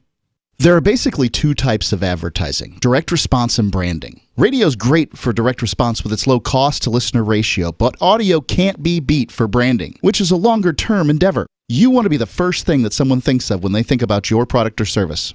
If you have a local business that you want kept top of mind in your community, call the station. If you need national reach, Free Talk Live's got around 200 radio stations, millions of monthly listening sessions, can suit all budgets, and if we don't think we're right for you, we'll tell you. Email me, mark@freetalklive.com. Tired of cancel culture? Sick of mega tech corporations holding an axe over your head? Join the LRN.FM Matrix chat server. It's self-hosted, so no one else can tell us what to do or say. Don't like the existing channels? You can make your own. You can even connect into some of our channels from other Matrix servers. It's federated. For the full LRN.FM Matrix experience, though, you should join our server via the step-by-step instructions at chat.lrn.fm. chat.lrn.fm. Do you prefer to listen to Free Talk Live on your schedule on demand? You can find the link to our podcast at feeds.freetalklive.com, which features the daily digest of our radio show 7 days a week. Just drop our RSS feed into your favorite podcast client or subscribe to us on the large platforms if you prefer, including Apple Podcasts, Google Podcasts, iHeartMedia, Spotify, and Stitcher. All the links are at feeds.freetalklive.com. If the daily digests aren't enough for you and you really don't want to miss a moment of Free Talk Live, you can always sign up for our AMPS Patreon at amps.freetalklive.com for just $5 a month, and you'll get the full radio show without recorded commercials. Plus, you'll help us advertise, market, promote, and support Free Talk Live. That's amps.freetalklive.com to join AMPS, or feeds.freetalklive.com to get our main podcast, or find us on the major podcast platforms. If you want to know the latest about Free Talk Live before we go on the air, all you need to decide is how you want it delivered. It's your choice. Visit news.freetalklive.com to receive our usually weekly news updates by email. Plus, we have a Twitter account at twitter.freetalklive.com, and you can follow us on the decentralized Mastodon platform at toot.freetalklive.com. So please follow us at toot.freetalklive.com and sign up for our emails at news.freetalklive.com.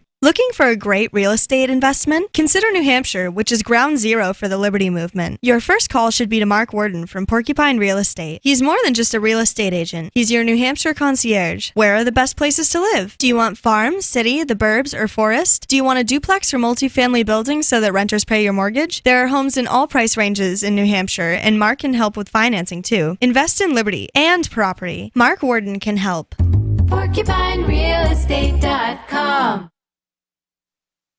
Yep, we still do email. Drop your email address in the entry box at freetalklive.com, and you'll be kept in the loop with Free Talk Live.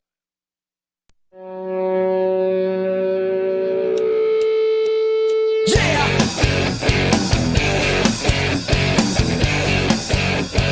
is Free Talk Live. You can join us.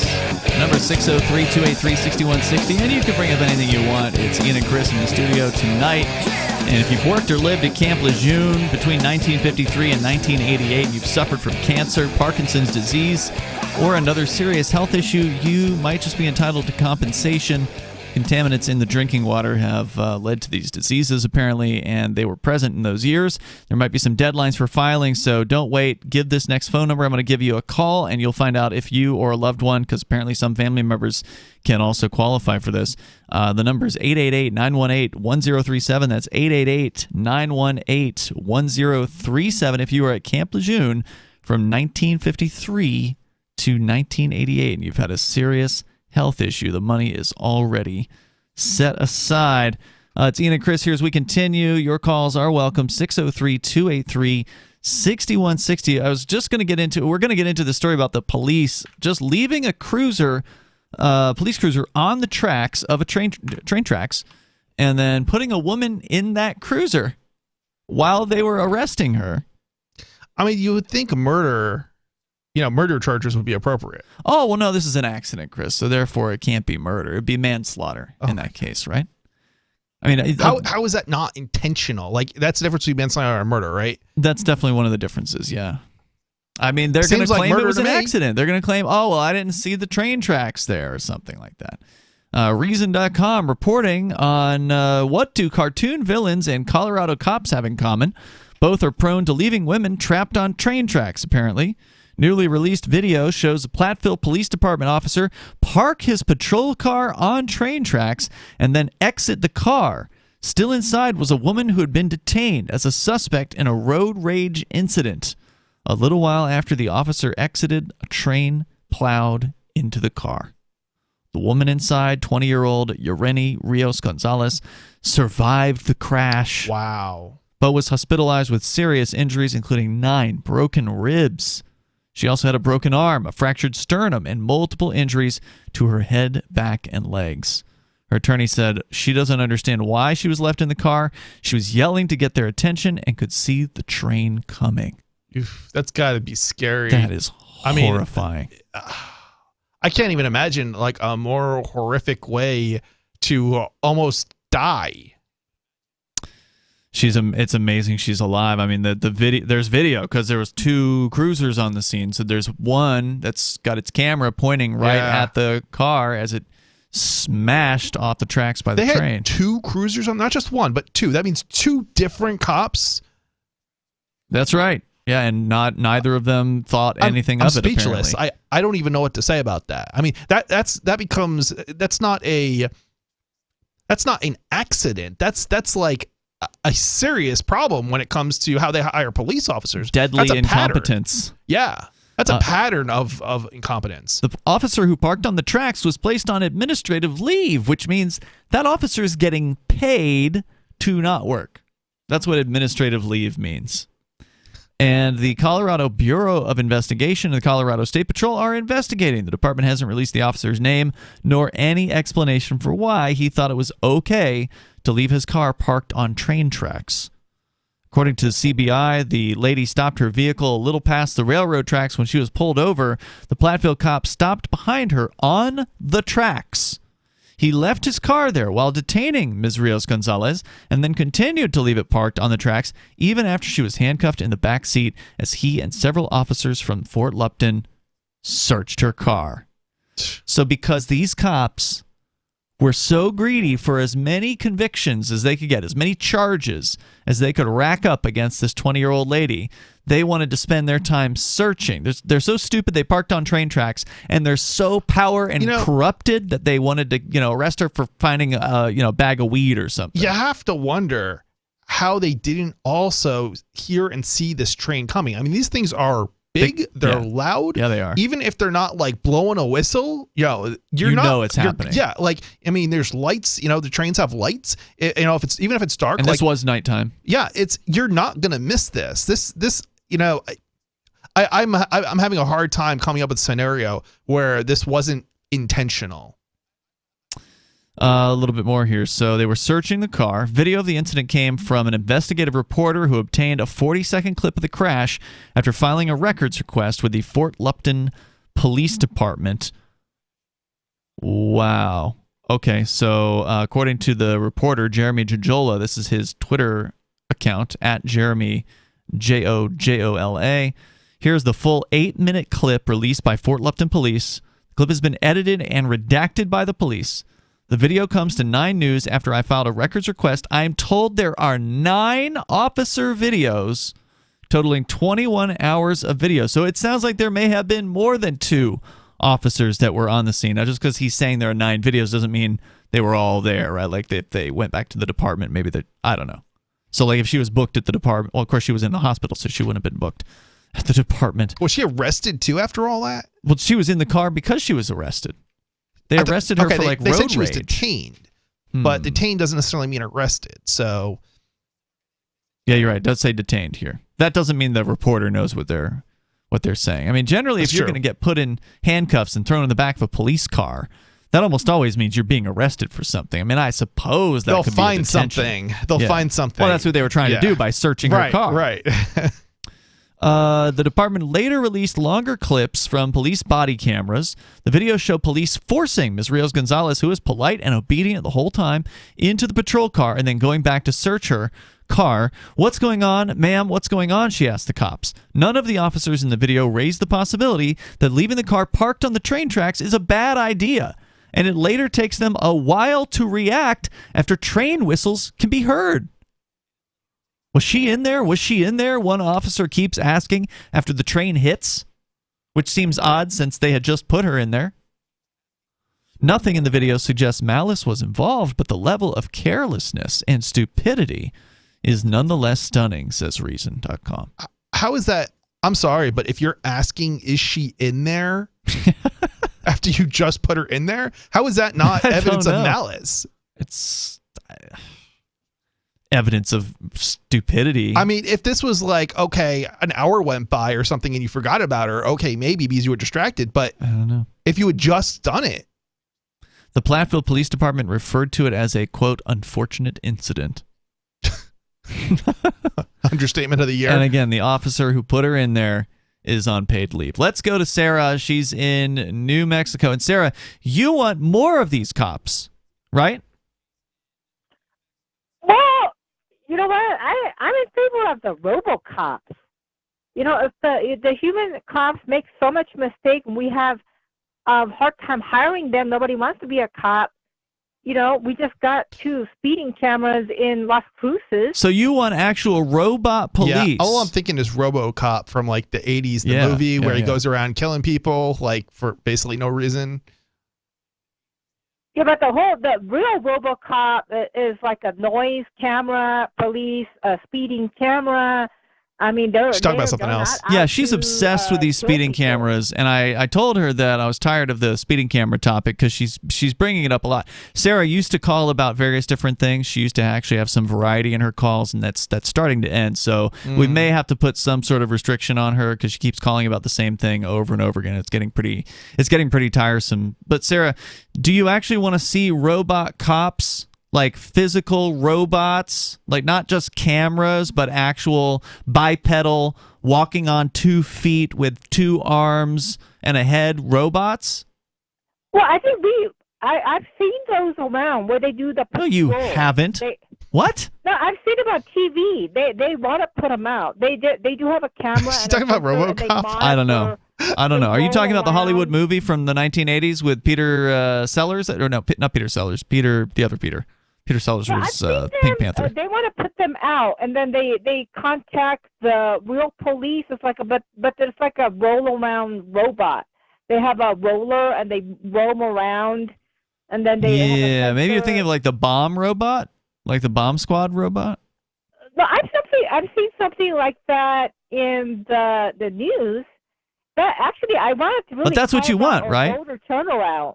They do have like robo dogs and things like that now, I think. They do, and they're really creepy. Yeah, and scary. Although I don't know how widespread those are. I think that they're pretty limited. I think it's more of a prototype, if I'm not mistaken. Peter Weller, that was the name I was looking for. Thanks, Sarah. The number here tonight, 603-283-6160. That's 603-283-6160. She wanted to talk about early voting, which again is the other thing she's been talking about recently. It's like, okay, you're repeating yourself. New rule, new topic every call. That's not a bad idea, Chris. Should we make that rule for Sarah at the very least, or for everybody? At a minimum. I don't know. I think everybody probably would be. That'd be for everybody? Or if it's a continuing conversation, maybe it's okay. But it's got to be an update to something if you're talking about a news story. Well, that's the thing. Same story. But Sarah thinks it's an update to say, today, the second person voted early. Today, the third person voted early. There's more coming up here in moments. Hour number 3 is on the way. This is Free Talk Live. Are you tired of governments around the world killing innocent people? Stop using their money. There is an alternative. Bitcoin is a stateless, free market, non-political currency. Bitcoin is money that cannot be inflated or controlled by any state. By continuing to use their money, you're perpetuating the killing. Stop doing it. You have an incredible alternative available to you now. Learn it, use it, spread it. Get started with Bitcoin at Bitcoin.com. It's Bitcoin.com. What if you want to hear the latest episode of Free Talk Live, but all you have is your phone, you forgot to download our archive, and you have no data connection? You can call our Listen line at 641-793-0191. That's a long-distance number, so you may incur charges. If not, listen as long as you want. 641-793-0191. The Free Talk Live Listen line, 641-793-0191. Have you had enough of the big-name web hosting services that are long on promises but short on bleeding-edge features, uptime, and customer service? Try Agorist Hosting, the agile web host that offers full concierge service from website redesign, full e-commerce solutions, custom apps for your Shopify store, IPFS integration, and more. Agorist Hosting is ready to take your web presence into the future. To get started, head over to agoristhosting.com. Tired of cancel culture? Sick of mega tech corporations holding an axe over your head? Join the LRN.FM Matrix chat server. It's self-hosted, so no one else can tell us what to do or say. Don't like the existing channels? You can make your own. You can even connect into some of our channels from other Matrix servers. It's federated. For the full LRN.FM Matrix experience, though, you should join our server via the step-by-step instructions at chat.lrn.fm. Chat.lrn.fm. You're listening to the live edition of Free Talk Live. Hour number 3 is next after the news here on the Liberty Radio Network at LRN.FM. From Feature Story News in Washington, I'm Chris Jones. The U.S. House Committee investigating the January 6th attack on the U.S. Capitol has issued a subpoena to former President Donald Trump. He has not indicated if he plans to comply with the subpoena, and as U.S. correspondent Rachel Silverman reports, he could face legal charges if he does not. The subpoena requires the former president to turn over documents by November 4th and to appear for a deposition on November 14th. The House committee says its hearings presented overwhelming evidence that Trump personally orchestrated and oversaw a multi-part effort to overturn the 2020 election and to obstruct the peaceful transition of power. Trump could face legal charges if he fails to comply with the subpoena. He has reportedly suggested to aides that he might might be willing to testify to the House panel if he could do so live. Steve Bannon, former advisor to Donald Trump, was sentenced to 4 months in prison earlier on Friday after he refused the same order now put before the former president. Nick Harper reports from Washington. The 4-month prison sentence is less than the 6-month sentence the Justice Department had requested. Bannon has also been fined $6,500. However, neither the jail term nor the fine come into effect just yet, the judge ruling that Bannon can remain out of prison while he appeals his case, something Bannon has said he plans to do. The January 6th committee had subpoenaed Bannon to appear to testify and hand over documents relating to the events that took place in the run-up and on the day itself. But by refusing to comply with that summons, Bannon ended up being convicted of 2 charges of contempt of Congress. New sanctions, including arms embargoes and asset freezes, will be placed on those engaged with criminal activities in Haiti. It comes after the United Nations Security Council unanimously adopted a resolution to try and improve security in the Caribbean nation. Violent gangs have blocked a key fuel terminal in the country, exacerbating what aid groups call a rapidly escalating crisis. And the hunt for the next UK Prime Minister continues, with Penny Mordaunt becoming the first to officially throw her hat in the ring. Boris Johnson could also become a candidate after only leaving the role over 6 weeks ago. Laura Macon-Isherwood has the latest from London. He left Downing Street just over 6 weeks ago, making way for Liz Truss after, of course, all that controversy over those Partygate scandals, those parties that took place inside Downing Street while Boris Johnson was Prime Minister, at a time when the rest of the UK population was told they needed to stay indoors and stay away from their family and friends. And so if he does indeed make the shortlist, he might be popular with some MPs, maybe with the wider Conservative Party members. But there will be plenty of questions for him to answer if he does indeed return to number 10. From bureaus worldwide, this is FSN. With FSN Spotlight, I'm Simon Marks. Today, the crisis in Britain's governing Conservative Party after the resignation on Thursday of Liz Truss, destined now to become the country's shortest-serving Prime Minister in history.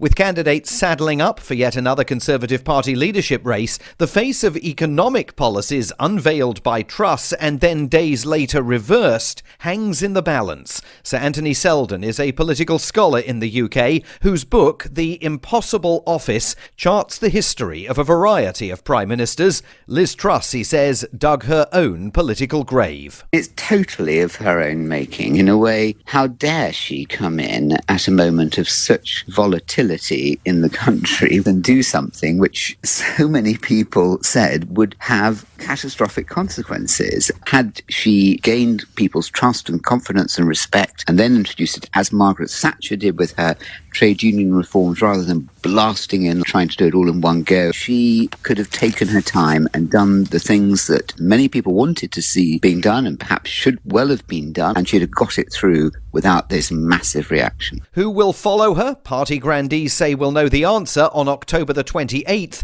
but it's far from clear that another leadership contest will resolve the turmoil within the Conservative Party. With FSN Spotlight, I'm Simon Marks. To recap our top stories, the US House Committee investigating the January 6th attack on the US Capitol has issued a subpoena to former President Donald Trump. Just hours earlier, Trump's former aide Steve Bannon was sentenced to 4 months in jail for refusing the same order now put before the former president. New sanctions, including arms embargoes and asset freezes, will be placed on those engaged with criminal activities in Haiti. And Penny Mordaunt has become the first to officially say she wants to succeed Liz Truss as UK Prime Minister. That's the latest feature story news. Chris Jones reporting. In local news, 23-year-old graffiti artist Adam Zane has captured the heart of 19-year-old college sophomore Jessica Tisselow. Zane, who goes by the graffiti handle Slice, met Tisselow last summer at an annoyingly self-aware dive bar where the talentless artist caught Tisselow's eye with his cliched sleeve tattoos of trite Japanese imagery and the fact that he was wearing a winter hat indoors in the middle of June. His art is really just the absolute worst. I think we're going to get married someday. And now for This Week in Tech, brought to you by LG. An excited groom sends text messages to his buddies during his bride's vows. songs. And a collection of VHS tapes are held onto for 1 more year. In other news, a burglar makes sure to crack the glass on a family portrait before leaving. There's nothing in the employee handbook about groping dead co-workers, an employee says. And a report finds that nobody's heard from David Blaine in a while, so somebody should probably check to see if he died in one of those things. Mere seconds have passed, yet we feel as though we've known you 1,000 lifetimes. For more, visit theonion.com/newsbeat. This is the Onion News Network.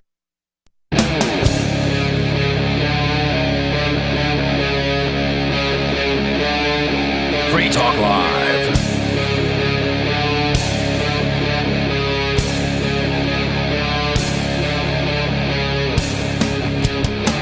Free Talk Live. The phones are open. You can join the show here. Bring in whatever you want. Ian and Chris in the studio as we kick off the third hour.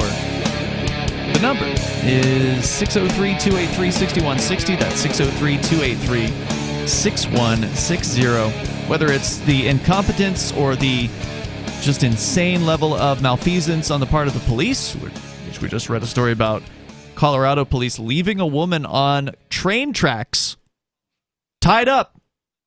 Well, she was in handcuffs, but in the back of a police car. Yeah, it sounds like tied up to me. And the train just smashed into the police car, and luckily the woman's still alive. And the officer who did it is probably not going to face any kind of punishment for this. Oh, they'll just say, oops. They've got immunity. Yeah? Sure. I mean, people don't understand how screwed up the system is. They want to. They're I don't know if they're intentionally blind or I feel like a lot of people are just intentionally blind when you start talking about the police. They won't believe that this is how it is. A few bad apples. It's just especially civil asset forfeiture. That's not a few bad apples. That's a systemic problem. It's a systemic problem. If it was a few bad apples, you wouldn't see multiple cops doing the same thing as parking on the tracks. That's well, that one you don't see very often, but you definitely see police abusing people. You don't hear about it very often, but that doesn't mean they're not doing it on a routine basis. So we can talk about that, or you can talk about whatever's on your mind here at 603-283-6160. There's an update. We mentioned Alex Jones earlier tonight when we were talking about these insane court decisions. Alex Jones, of course, ordered to pay nearly $1 billion, $965 million in the Connecticut settlement case for the supposed victims of people who were hurt, ostensibly, by what Alex Jones said on his radio show, on his internet show, where he had the belief, says he doesn't have this belief anymore, but he did have apparently the belief that the Sandy Hook shootings, the school shooting in Connecticut from like a decade ago, that he believed was fake. He believed that it was a scam, basically. I mean, it seems silly. He's a talk show host. I mean, it's hard to take anybody seriously when they're trying to claim that they were somehow harmed by a talk show host. Oh, well, no. See, Chris, they're claiming they were harmed by his fans because his fans called them, or his fans went to the funeral, or his fans went to, fill in the blank. They sent him a mean message on the internet. How do you attribute that to him specifically as opposed to, general news? It was major news for... They never had to. A while, at least a week or two or more. Jones apparently lost these trials in default. So he never got to really put on a defense. Wow. Never got to question these people. And I've not seen what Jones specifically says about this, so I don't think it's fair to say for sure how this went down. But we've had a caller, so it's hearsay, but the caller did say that Jones was he was in a deposition, and he didn't answer the question, one of the questions in the way the judge liked, and so the judge just went ahead and moved forward and ruled in the favor of the plaintiffs. Like, it was a total scam, a sham, total kangaroo court sham hearing. Absolutely disgusting how our system works. Well, it's getting worse now because $965 million is disgusting. I mean, it was disgusting when it was $45 million in Texas. Yeah. But the $45 million apparently had a limit to it, meaning that the jury said $45 million, but the Texas law says it can only be like $100 or like $750,000 per person for damages there. So there is a limit to that one. So then they went to Connecticut, and there's no limits in Connecticut. So, or virtually no limits. So that $965 billion number was just the beginning As egregious as Alex Jones may be, I think the government manages to top it off like every single time. Absolutely. With these types of award numbers, they're just astronomical. They're ridiculous. I don't know. If you were gonna put a number on it, I don't know what that would be. But certainly for somebody having their feelings hurt on the internet, I mean, certainly. Here's 5 cents. Yeah, I mean, even like if we were trying to talk about like, okay, well, how much did it disrupt your life, right? Like, what, you lost a couple of days? You lost a couple of weeks? They claim that they had to move out of the town and move multiple times because Jones's fans were coming after them and threatening them and death threats and all that. And look. I'm not saying that, for the average family of just regular folks working at home or they got kids or whatever it is, that if they have threats coming after them, I can understand that would be a perturbing thing to go through. But it's not Alex Jones's fault. He didn't tell people to make these people's lives. Even if he'd been the one, right? He was directly responsible for it, right? 100%. I mean, what, 3-4 months worth of a hotel room?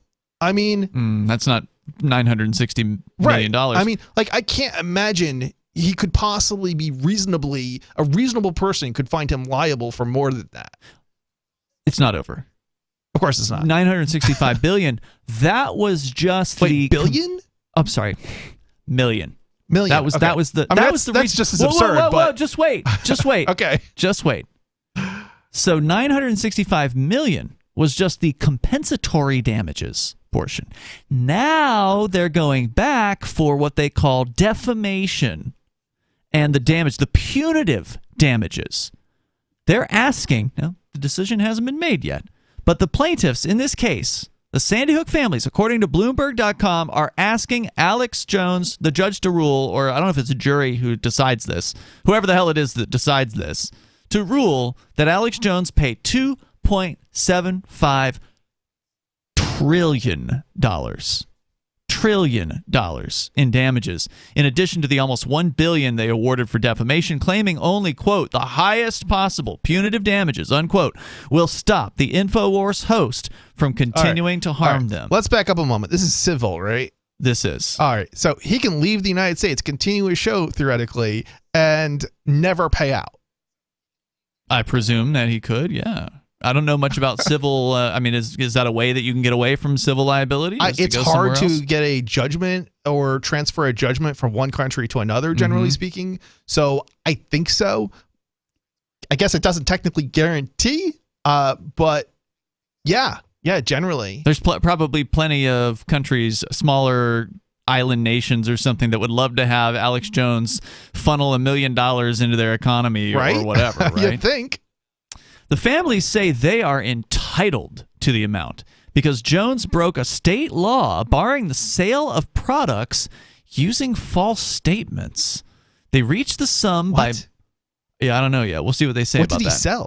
Well, he had a bunch of, potions, right? Like he had we'll take this. But they're not connected to the statements he was making. Yeah, I'm not clear on what they're saying here. Maybe they'll tell us more. All right. They reached the sum by multiplying the state law's $5,000 per violation fine by the 550 million social media exposures Jones's audience received on his Facebook, YouTube, and Twitter accounts in the 3 years following the school shooting that claimed the lives of 21st graders and 6 bureaucrats in 2012. Jones called the family members crisis actors for years and said their loved ones weren't murdered during an elementary school massacre. He denied his statements were defamatory. The family's lawyers said in the filing on Friday, quote, Alex Jones perpetrates this attack for one reason, greed. Jones will never treat them like real people because they are too valuable to him as targets, unquote.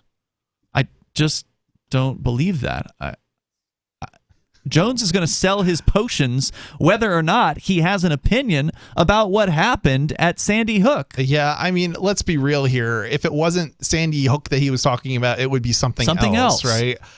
He always had some conspiracy theory that he was cooking up. I mean, he clearly didn't have all of those social media followers because of Sandy Hook. No. Yeah, it's absolutely ridiculous. And there's more to the story here. $2.75 trillion in damages. And another crazy thing is the liability is attached to the number of followers. Apparently, the number of social media impressions or exposures. That's crazy. Yeah. So you have more liability if you have a larger following. That's what they're trying to say here. That's insane. This is really nuts. There's more coming up here in moments. You can share your thoughts here on Free Talk Live.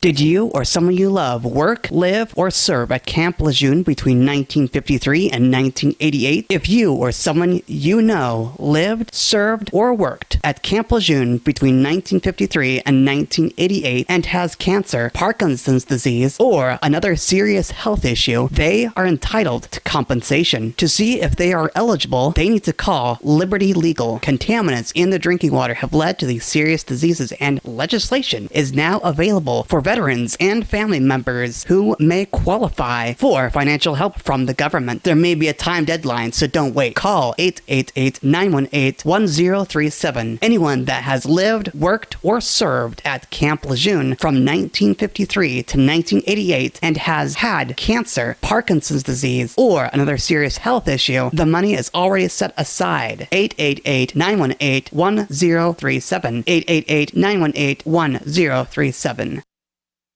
Do you feel like your nation, state, or community no longer holds your values? Have you dreamt of a place where people agree that liberty is important and are free to pursue their projects so long as they respect the property of others? There are many people just like you that are discovering freeprivatecities.com. Their social media links are at the upper right of the page at freeprivatecities.com. All skill levels will be needed when the first of the Free Private Cities opens. It's sooner than you think. Stop arguing and build. freeprivatecities.com. So you've signed the Shire Society Declaration and are planning your move to New Hampshire to be around more liberty-oriented people. Next, sign up for the Shire Society Forum at forum.shiresociety.com. There are a bunch of people there who are already in the Shire, and they want to meet you. If you're already in the Shire physically, you should also come by the forums. Remember, not everyone uses Facebook. New people are signing up for the Shire Society Forum every month, so drop in and say hello at forum.shiresociety.com. We have some good news. The indictments against Ross Ulbricht in the District of Maryland were dismissed with prejudice, meaning they can never be refiled. This is especially good because those indictments contain the only charge ever made that Ross engaged in murder for hire. This was a serious allegation that Ross Ulbricht denies. It was never prosecuted or ruled on by a jury, but was trumpeted by the federal government and the media as if it were proven fact. The Maryland court held these indictments for almost 5 years, poisoning Ross's case and leaving him under a cloud of unproven allegations. As explained in Ross's appeal to the Supreme Court, the fact that the judge used these allegations to give Ross a draconian sentence of double life without parole violated his Sixth Amendment right to a jury trial. Judges are required to issue sentences based on convictions decided by a jury, not unproven allegations never even charged at trial. Although this is a positive development, the dropped indictment will not set Ross free. Now, a presidential pardon is Ross's only hope of freedom. Sign the petition at freeross.org. freeross.org. If you want to know the latest about Free Talk Live before we go on the air, all you need to decide is how you want it delivered. It's your choice. Visit news.freetalklive.com to receive our usually weekly news updates by email. Plus, we have a Twitter account at twitter.freetalklive.com, and you can follow us on the decentralized Mastodon platform at toot.freetalklive.com. So please follow us at toot.freetalklive.com and sign up for our emails at news.freetalklive.com. The new 4th edition of Healing Our World, The Compassion of Libertarianism, will take your understanding of liberty to a deeper level and has over 1,300 updated references, new cartoons, and a foreword by Dr. Ron Paul. With discounts for multiple book purchases, the 4th edition of Healing Our World is a great gift for the liberals, pragmatists, environmentalists, and Christians in your life who think libertarianism is cold-hearted. Get yours today at healing.freetalklive.com and use promo code FTL for a $5 discount. Got Telegram? You can follow our channel there and discuss show prep with other listeners at telegram.freetalklive.com.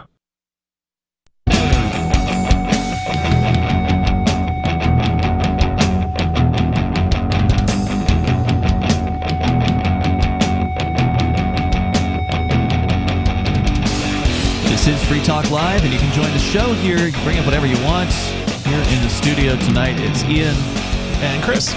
Join us online anytime at freetalklive.com. And you want to get the latest news headlines from a pro-freedom source, it's Freedom's Phoenix. They got economic news, government overreach, insane government spending, and more. You can get the headlines for today in one place. And from that fresh libertarian perspective you've been looking for at freedomsphoenix.com. That's freedoms with an S, phoenix.com. We're talking about some absolutely horrible news for freedom of speech because, look, if you don't like Alex Jones, that's fine. Not a fan. Yeah, I'm not a fanatic about him either. I do appreciate some of the work he's done over the years. I think that he's done some good documentary work. That he's made some very entertaining and interesting documentaries over the years. I remember watching them 20 years ago, where he was putting out things like Police State 1, 2, and some really interesting stuff that had some pretty shocking information in it. But I don't necessarily agree with his politics or anything. But you don't have to agree with somebody to support them being able to say what they want without some sort of insane punishment or even any punishment. If there's going to be punishment for Jones, it should be the market. The market should punish Jones by not buying his products. Yep. Right? That's as far as it should go. But they're mad because Jones was able to sell products. Because Jones said something that some people didn't like, which was that Sandy Hook didn't happen, according to him. That he believed it was all a hoax. And it was a government conspiracy. I think it's the way you would have phrased it. Well, now look, it doesn't have to be a government it doesn't have to be a hoax to be a government conspiracy. It could have been a government conspiracy in that the shooter was like a government agent or something. So like you could believe that the shooting happened and still believe that it was a government conspiracy. Right, that's true. But Jones went even further and suggested apparently that, and again, I didn't listen to it, so this is just what I've heard. He said crisis that actors were keywords. The whole thing was a conspiracy, and that kids weren't shot.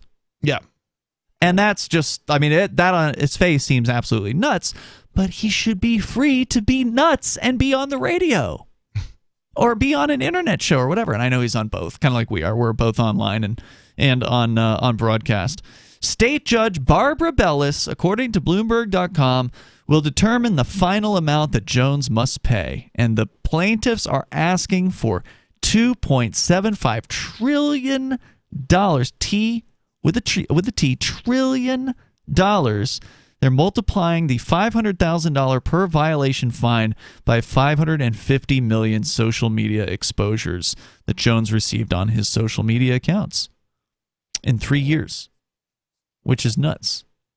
This woman has said previously, the judge has said previously, Jones violated the Connecticut Unfair Trade Practices Act, or CUTPA, by selling supplements and survival gear during shows that featured his false claims about Sandy Hook. How does that violate the Unfair Trade Practices Act? It does sound crazy. And remember, there's this thing that we supposedly have called free speech. Mm-hmm. It's a constitutional thing.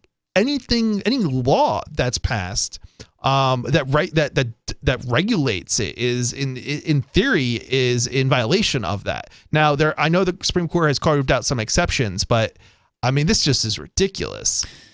If they were going to argue that Jones was lying about the products he was selling, then you could then say, okay, well, that's fraud. But that's not what they're accusing him of. It doesn't sound like that's what they're accusing him of, right? Like, oh, he's selling vitamin B. Okay, well, is it really vitamin B? Okay, well, then how is he violating anything? What would the claim be? He'd have to have some sort of claim that's even crazier than Alex Jones in order to make that connection. Like, if you buy my supplement, you won't believe that this was anything other than some government conspiracy. I don't know. Like, how would you even make that connection to it's bizarre. It's bizarre. The InfoWars host claims he's bankrupt and has vowed not to pay the families a dime. Good. On November 12th, the Connecticut jury awarded 8 families and an FBI agent who responded to the shooting $965 million for the harassment they suffered from InfoWars fans, allegedly, who bought into Jones's hoax theory. The jurors weren't asked to consider cutpa and were only asked to calculate defamation and emotional stress damages after Bellis ruled in a separate proceedings that Jones had defamed the families. Jones was found liable by default because he repeatedly refused to provide testimony and documents detailing how much his enterprise earns. Traditionally, cutpa has been used to compensate individuals directly harmed by deceptively marketed products. However, the Connecticut Supreme Court decided in a case that Sandy Hook's parents brought against the maker of the rifle used in the shooting, that cutpa damages could be awarded to victims indirectly harmed by products marketed with false statements. Huh? I don't see how... What false statements did he make about the product? I don't know. It's crazy. I guess they're claiming that just because he said something that was false, that therefore... there's a liability that is tied to his products. It just, like, the disconnect here is a mile There's wide. like 3 different things here that none of them are connected. It doesn't make any sense because you've got the followers, right? But that's not necessarily connected to the product. And then you've got the claim, false claims that he's made about Sandy Hook, but that he believed were true, right? Presumably. Jones's lawyer, Norm Pattis, said in a separate filing that cutpa damages don't fit the facts of the case. He said the judge abdicated her responsibility to give Jones a fair trial by entering the default judgment and evidentiary restrictions against him. Pattis also claimed the victim's lawyer should have had to show jurors the amount of damages each plaintiff was entitled to, rather than merely argue damages should be enough to, quote-unquote, stop Jones. So, and I think I read a little bit about this, or I heard a little bit from a lawyer who talked on this, or some aspect of this case. And my understanding of it, if I recall correctly, is something like the what was I gonna say? I don't know, lawyer case. Your understanding of it. I don't know where to point you. Yeah. Well, it may come back to you. Yeah, it might come back to me. Pattis claimed the victim's lawyer should have had to show jurors the amount of damages in order to, and rather than arguing they should have just stopped Jones. Text messages. So supposedly he was supposed to provide handover evidence of any text messages like in relation to Sandy Hook, and he wasn't aware of any, so he didn't hand any over. But then they found some on his phone. And therefore, that was, I think, the result of why. So they acted like he was covering it up, right? Even though there was no evidence that he didn't do what he was supposed to do, he did it to the best, because you only have to do it to the best of your ability, basically, or best of your knowledge. Right. And without knowing that or remembering, if he's that, drunk all the time, how's he supposed to remember? Well, how are you supposed to remember a text message that you may have made 10 years ago, or however 10 long years ago right? it was? I don't even know, but it this was shooting was probably, like 2012. Yeah. What the point that yes, and this is a good point to make. People have to remember, and I don't know if most people realize this, but usually when you're charged with a crime, okay, it's years before it ends up in a court, and the actual crime that you're accused of maybe happened years before that even. Sure. With the Crypto 6 case, it was a 5-year investigation, supposedly. Yep, and it's been almost 2 years. Another since 2 the raid. years. So how are you supposed to remember what happened 7 years ago if you were somehow subpoenaed in that case? The number here is 603-283-6160. We got time for you if you want to weigh in on Alex Jones and share your thoughts here. It's Ian and Chris in Free Talk Live. Did you or someone you love work, live, or serve at Camp Lejeune between 1953 and 1988? If you or someone you know lived, served, or worked at Camp Lejeune between 1953 and 1988 and has cancer, Parkinson's disease, or another serious health issue, they are entitled to compensation. To see if they are eligible, they need to call Liberty Legal. Contaminants in the drinking water have led to these serious diseases, and legislation is now available for veterans and family members who may qualify for financial help from the government. There may be a time deadline, so don't wait. Call 888-918-1037. Anyone that has lived, worked, or served at Camp Lejeune from 1953 to 1988 and has had cancer, Parkinson's disease, or another serious health issue, the money is already set aside. 888-918-1037. 888-918-1037. From Feature Story News in Washington, I'm Chris Jones. The U.S. House Committee investigating the January 6th attack on the U.S. Capitol has issued a subpoena to former President Donald Trump. He has not indicated if he plans to comply with the subpoena, and as U.S. correspondent Rachel Silverman reports, he could face legal charges if he does not. The subpoena requires the former president to turn over documents by November 4th and to appear for a deposition on November 14th. The House Committee says its hearings presented overwhelming evidence that Trump personally orchestrated and oversaw a multi-part effort to overturn the 2020 election and to obstruct the peaceful transition of power. Trump could face legal charges if he fails to comply with the subpoena. He has reportedly suggested to aides that he might be willing to testify to the House panel if he could do so live. Steve Bannon, former advisor to Donald Trump, was sentenced to 4 months in prison earlier on Friday after he refused the same order now put before the former president. Nick Harper reports from Washington. The 4-month prison sentence is less than the 6-month sentence the Justice Department had requested. Bannon has also been fined $6,500. However, neither the jail term nor the fine come into effect just yet, the judge ruling that Bannon can remain out of prison while he appeals his case, something Bannon has said he plans to do. The January 6th committee had subpoenaed Bannon to appear to testify and hand over documents relating to the events that took place in the run-up and on the day itself. But by refusing to comply with that summons, Bannon ended up being convicted of 2 charges of contempt of Congress. New sanctions, including arms embargoes and asset freezes, will be placed on those engaged with criminal activities in Haiti. It comes after the United Nations Security Council unanimously adopted a resolution to try and improve security in the Caribbean nation. Violent gangs have blocked a key fuel terminal in the country, exacerbating what aid groups call a rapidly escalating crisis.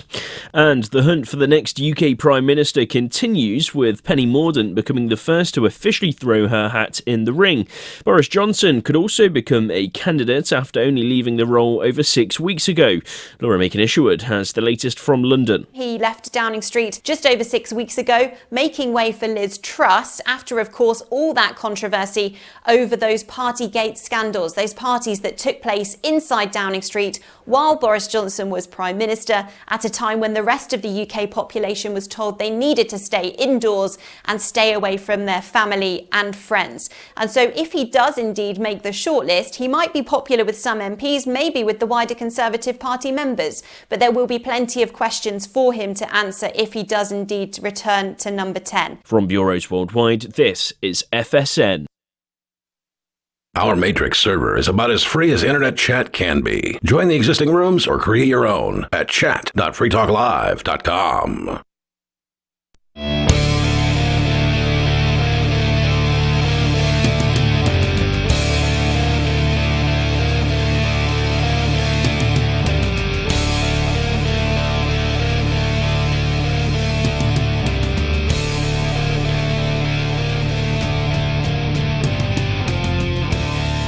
Free Talk Live, you are here to join us. Whether you want to call in or not, you can. The number is 603-283-6160, or you can just sit back and listen to the program. Here in the studio tonight, you've got Ian. And Chris. We're going to continue here with more of this insanity involving the Alex Jones verdict, which was ruled, he was ruled against without even being able to put on his case. The judge ruled that he was in default in this insane case where he was told that he has to pay $965 million to the so-called victims in the Sandy Hook case, where 15 families apparently complained that their feelings were hurt and they were scared because some crazy people sent crazy messages to them. You know what also is disgusting about this type of a case is this is a civil case. And as I understand it, they can basically compel speech in a civil case. Yes, depositions. So, yeah, this isn't like a criminal case where you have the right to remain silent. Right. Yeah, you literally have to speak. Yeah. Now, in this case, he was not speaking the way the judge wanted him to, and so the judge just said, well, I'm just going to rule against you. We're not even going to trial. And didn't give the answer the judge wanted. Right. Yeah. Or as many disgusting. answers or whatever. Yep. So there's a little bit more about this case, because now it's not over. Now the case enters the punitive damages portion. So they already had the compensatory damages, where they're supposedly being compensated for their loss, whatever it was that they lost, their feelings got hurt. They had some internet messages sent to them by mean people on the internet, and they didn't like it, so now they're going after the guy that's got a few $million. And now they want $2.75 trillion, not billion, trillion dollars from Alex Jones, which is like, 1/10 of the entire debt of the American government, basically. Wait, how many trillion was it? $2.75 trillion. There's a $31 trillion debt. Yeah, so like a decade ago, it was like 20 trillion. I think we're up to what, 30-something trillion? It's 31 now. 31, yeah. So, yeah, like that would actually cover a portion of the debt. Yeah, this is bigger than a lot of countries' GDP, right? 2.75 trillion. You might as well, like, burden him with the world's debt, right? Like, because it wouldn't make a tad bit of difference whether it's $1 billion or $100 trillion. He can't pay it. He's not going to be able to pay this.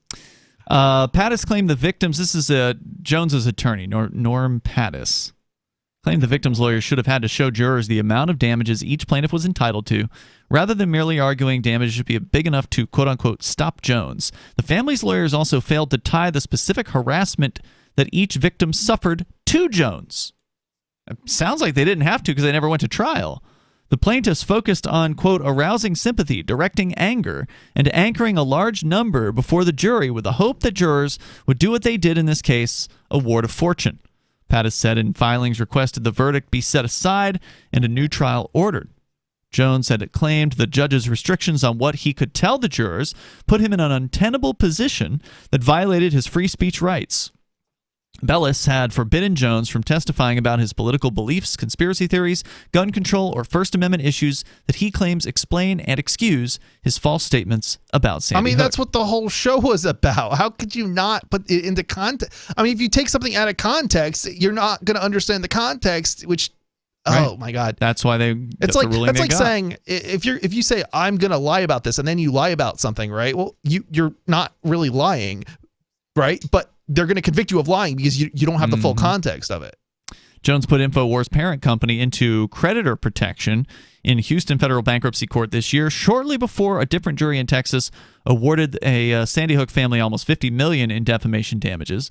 The conspiracy theorist faces a third defamation trial by a final Sandy Hook family in Texas later this year. So they just keep on wrapping him up in court. Yeah, this is disgusting. There's got to be some sort of limit on the amount of garbage that the government can do or others can use the government, because effectively what the people are doing here when you're bringing a lawsuit is you're using the government to commit violence or a form of violence against another person. Right.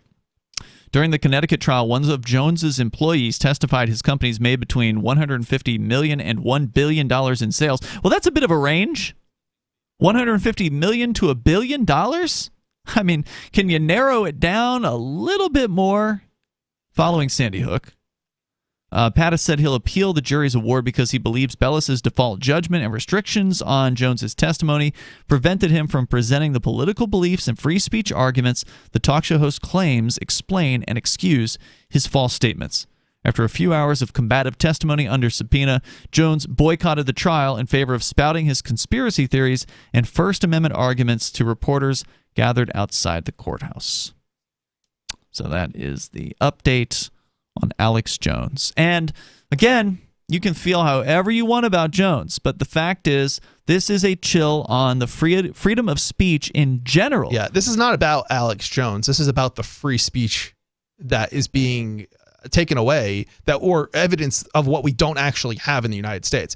They in schools they're constantly free speech. We got all this free speech as if America's somehow greater than every other country, and it's false. Yeah, it's a lie. It's not free speech. It's not, the whole idea wasn't, oh yeah, you get free speech so long as no one gets their feelings hurt.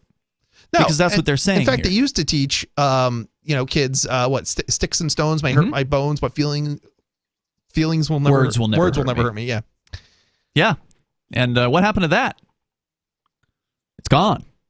This case, if this is allowed to stand, it's gone. And even if it isn't allowed to stand, this is still damaging, right? Because it still hurts Alex Jones after this is all said and done, right? Let's say Jones appeals this. Yeah, even if he wins, And the he damage is in these multiple lawsuits that he then has to hire a lawyer to defend. Right. And is he going to be able to get his attorney's fees out of these families? No. At the end of this? No, because it's each party has to pay their own costs when it comes to court cases, civil court cases. Really, even if you are ruled to be not liable or whatever? It has to be, usually it has to be like, particularly egregious in some legal sense, in terms of you would have had to have known that you couldn't have prevailed or something like that. As the plaintiff? Yeah. In order to have any chance of legal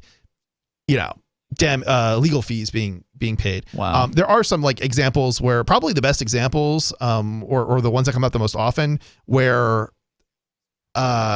it's usually going to be like a defendant that has to pay the legal fees of the other side.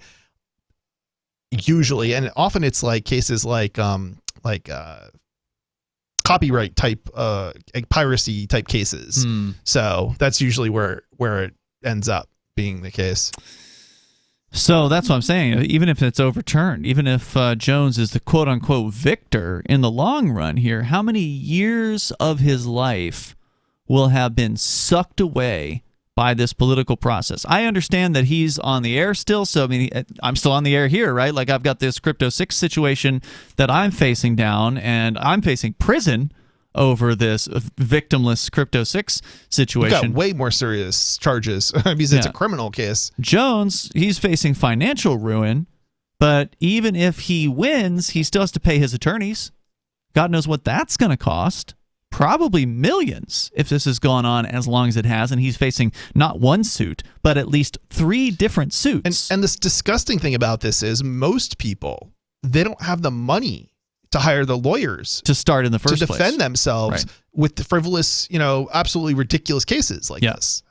Yeah, that's a good point. And that's why this is a real concern for freedom of speech. This doesn't just hurt Alex Jones. This hurts every other single person out there who doesn't have the funds to defend against this type of a case. Right. And the other thing is, even if the judges higher up in the courts see this as a mistake and they overturn it, the fact that there's 12 people out there that could be convinced that freedom of speech doesn't matter if somebody got their feelings hurt indicates there's a real problem with the American people. Yeah, and the jury selection process. And their lack of understanding of what freedom of speech is supposed to be about. Because if people don't understand freedom of speech, and they won't failure exercise. of the U.S. education system. Yeah. There's more coming up here. It's Free Talk Live.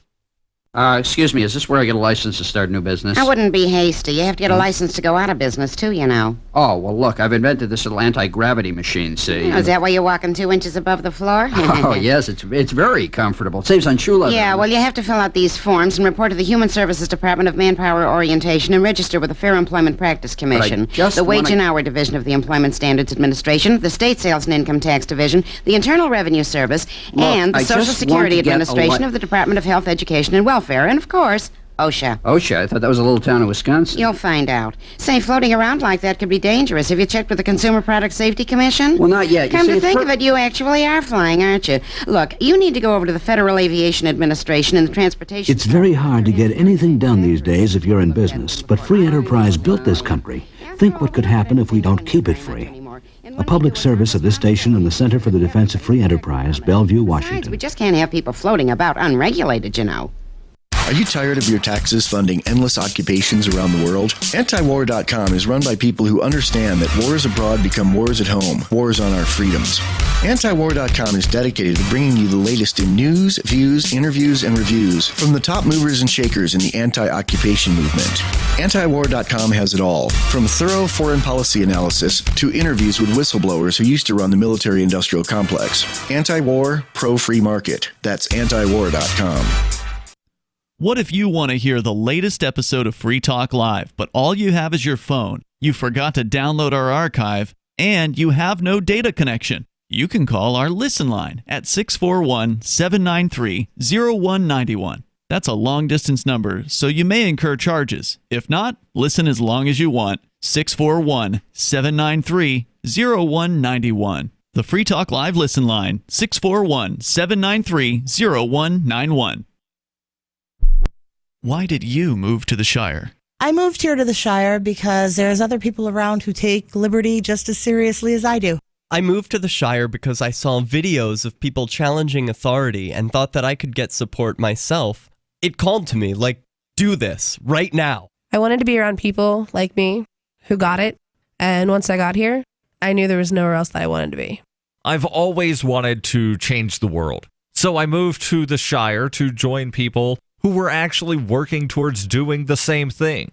The people here are awesome, loving, and positive. It was for the adventure and for the feeling of something important is happening here, and I just wanted to come to sort of be part of that. Visit ShireSociety.com to read and sign the Shire Society Declaration and learn the reasons why, if you love liberty, you should immigrate to the Shire. Plus, connect with others via the forum at ShireSociety.com. That's ShireSociety.com.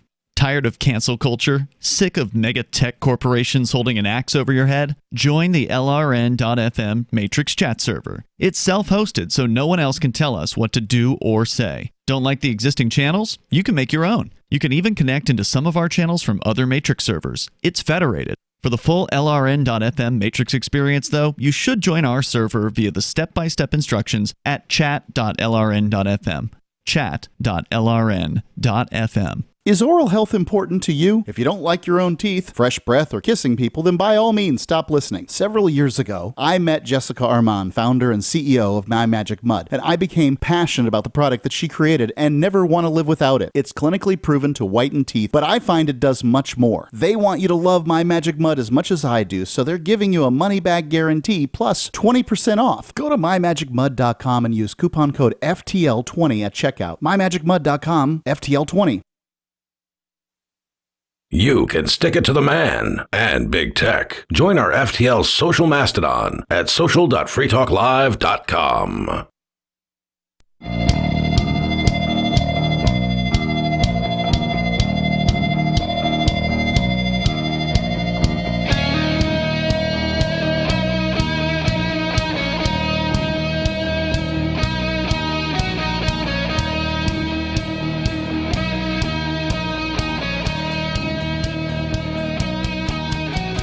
Free Talk Live.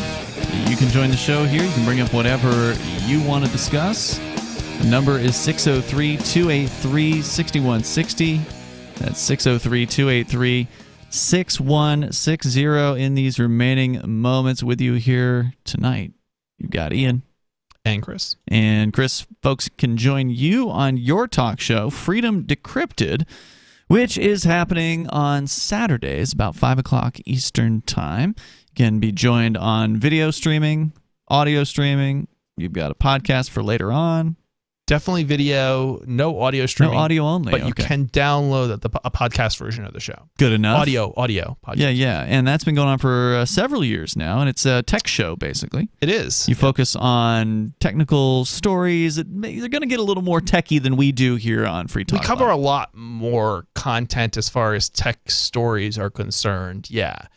Primarily, we cover tech stories. So anything from a pro-liberty perspective. Absolutely, that's the key of the show. Yeah. So sometimes we even get off task a little bit and get into some non-technical stories.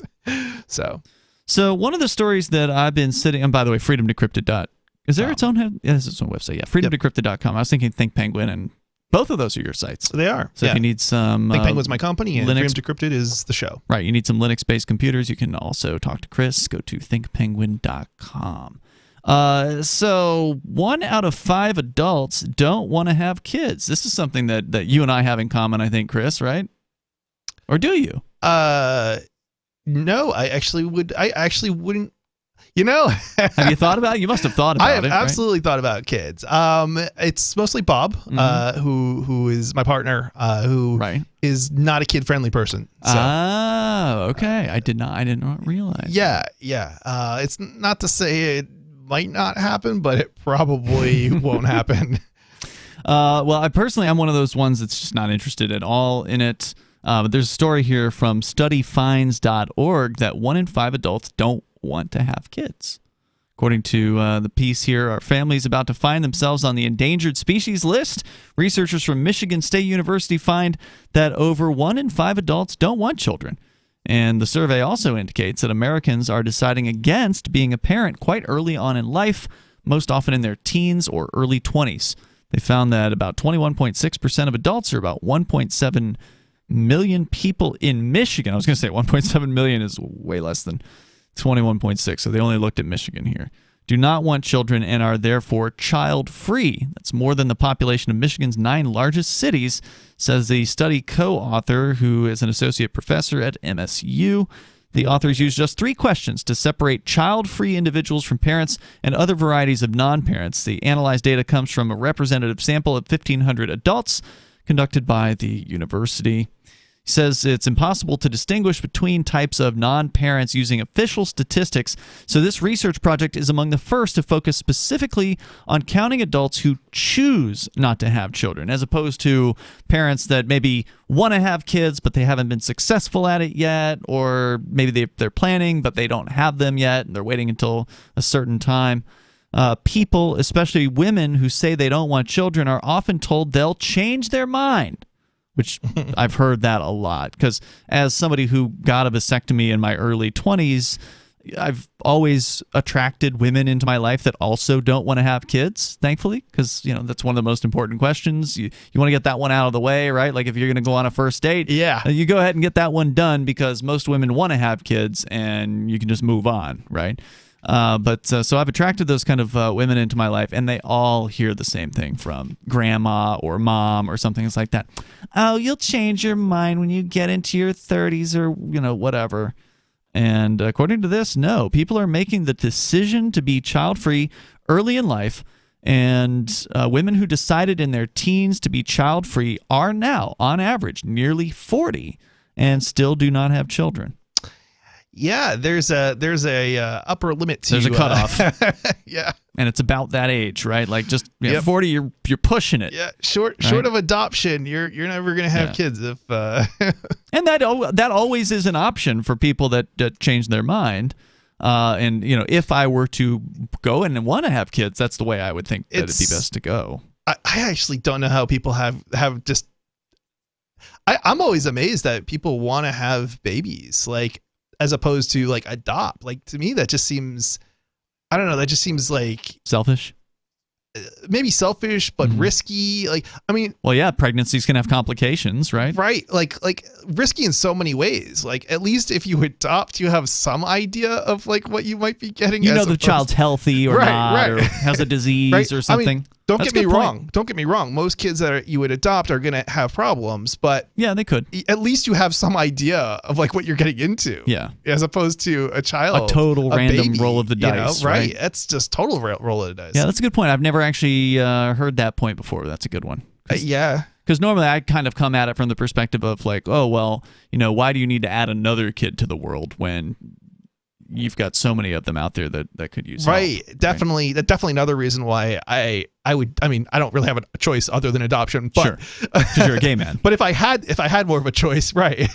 I mean, there is another choice, but we shouldn't talI about it on the air. But that's true. I guess a little awkward. That's interesting. I mostly hear about women, lesbians doing it. But it's a little bit easier for lesbians than I guess a gay guy. So the study did only include Michigan residents. Researchers point out Michigan's actually quite demographically similar to the U.S. as a whole, according to the 2021 census. If the trend in the survey holds up across the entire nation, it would mean roughly 50 to 60 million Americans would like to stay child-free.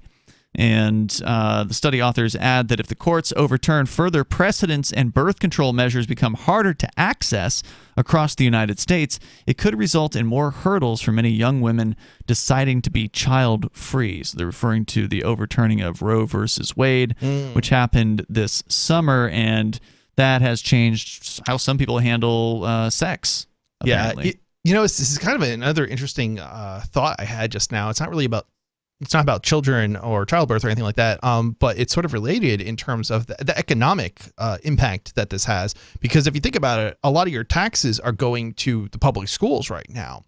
But with the decrease in children, that in theory should go down, whether or not it does. But where does it end up going now? It's going to go to the elderly. Social Security is going away. You know, well, eventually, because it's there's not enough working age people to pay for Social Security. Because people don't understand about Social Security is what you paid into it never was intended to cover you. It's been spent on the old people. It's more of a pyramid scheme. Yes, that's exactly what it is. When Social Security first started, the money that was coming into that didn't go into some sort of savings account like they claim. It went into paying out to people who never really paid into it in the first place. Straight up Ponzi scheme. Right. And so now people who are working today are paying into their parents' Social Security. They're basically paying them. And of course, when you get to retirement age, there's nothing left because there won't be enough young people to keep that scheme going. You know, I'm curious, as a gay man, Chris, do you have the drive for children? I mean, you mentioned that you were interested in them, or is it more of like an intellectual exercise for you? Like you think about it, you'd like to have children. It's a good question. I think I'm a little conflicted because I know it's a lot of work. Right. But at the same time, I think I don't know, like it's I feel like I've always been like good with kids and things, and I think it's I kind of feel like I'm getting to a point in my age where it's like if I don't have them, I feel like I'd be missing out, on something in life. But it sounds to me like what you're talking about is something that's intellectual for you, like a decision of I'm rational, these are the things that I think I would like, I'd like to have this experience or whatever, as opposed to someone that has some sort of an instinctual drive to reproduce, right? Like as a gay man, do you have a drive like that? Interesting. You know what I mean? Because I remember I asked a co-host of ours about this once, a female co-host who's no longer on with us. Yeah. I said, well, what's it like? She was getting up into her 40s. I said, well, what's it like to be a woman and have this drive to reproduce? Can you describe what that feeling is like? Because I don't have it. I don't have that drive as a man. Like it doesn't. I never did have it. So yeah, I don't know. Like I find sex to be an engaging and personal experience where you can please your partner, but for me it's not like it's personal, right? It. It's for yourself. It's not. Yeah. It's not. Yeah. I think that's the same way for a gay man typically. It's about you ultimately, not about procreation. Well, I mean, that's what everything's always about, right? Like, I mean, ultimately, that's why sex is pleasurable, because that's why people will have sex, and then, of course, babies come out of it. Yeah, obviously, if I adopt, I'm not going to get pleasure out of, because it never happened in the first place, right? But out of time tonight, check out Chris. He's over on freedomdecrypted.com.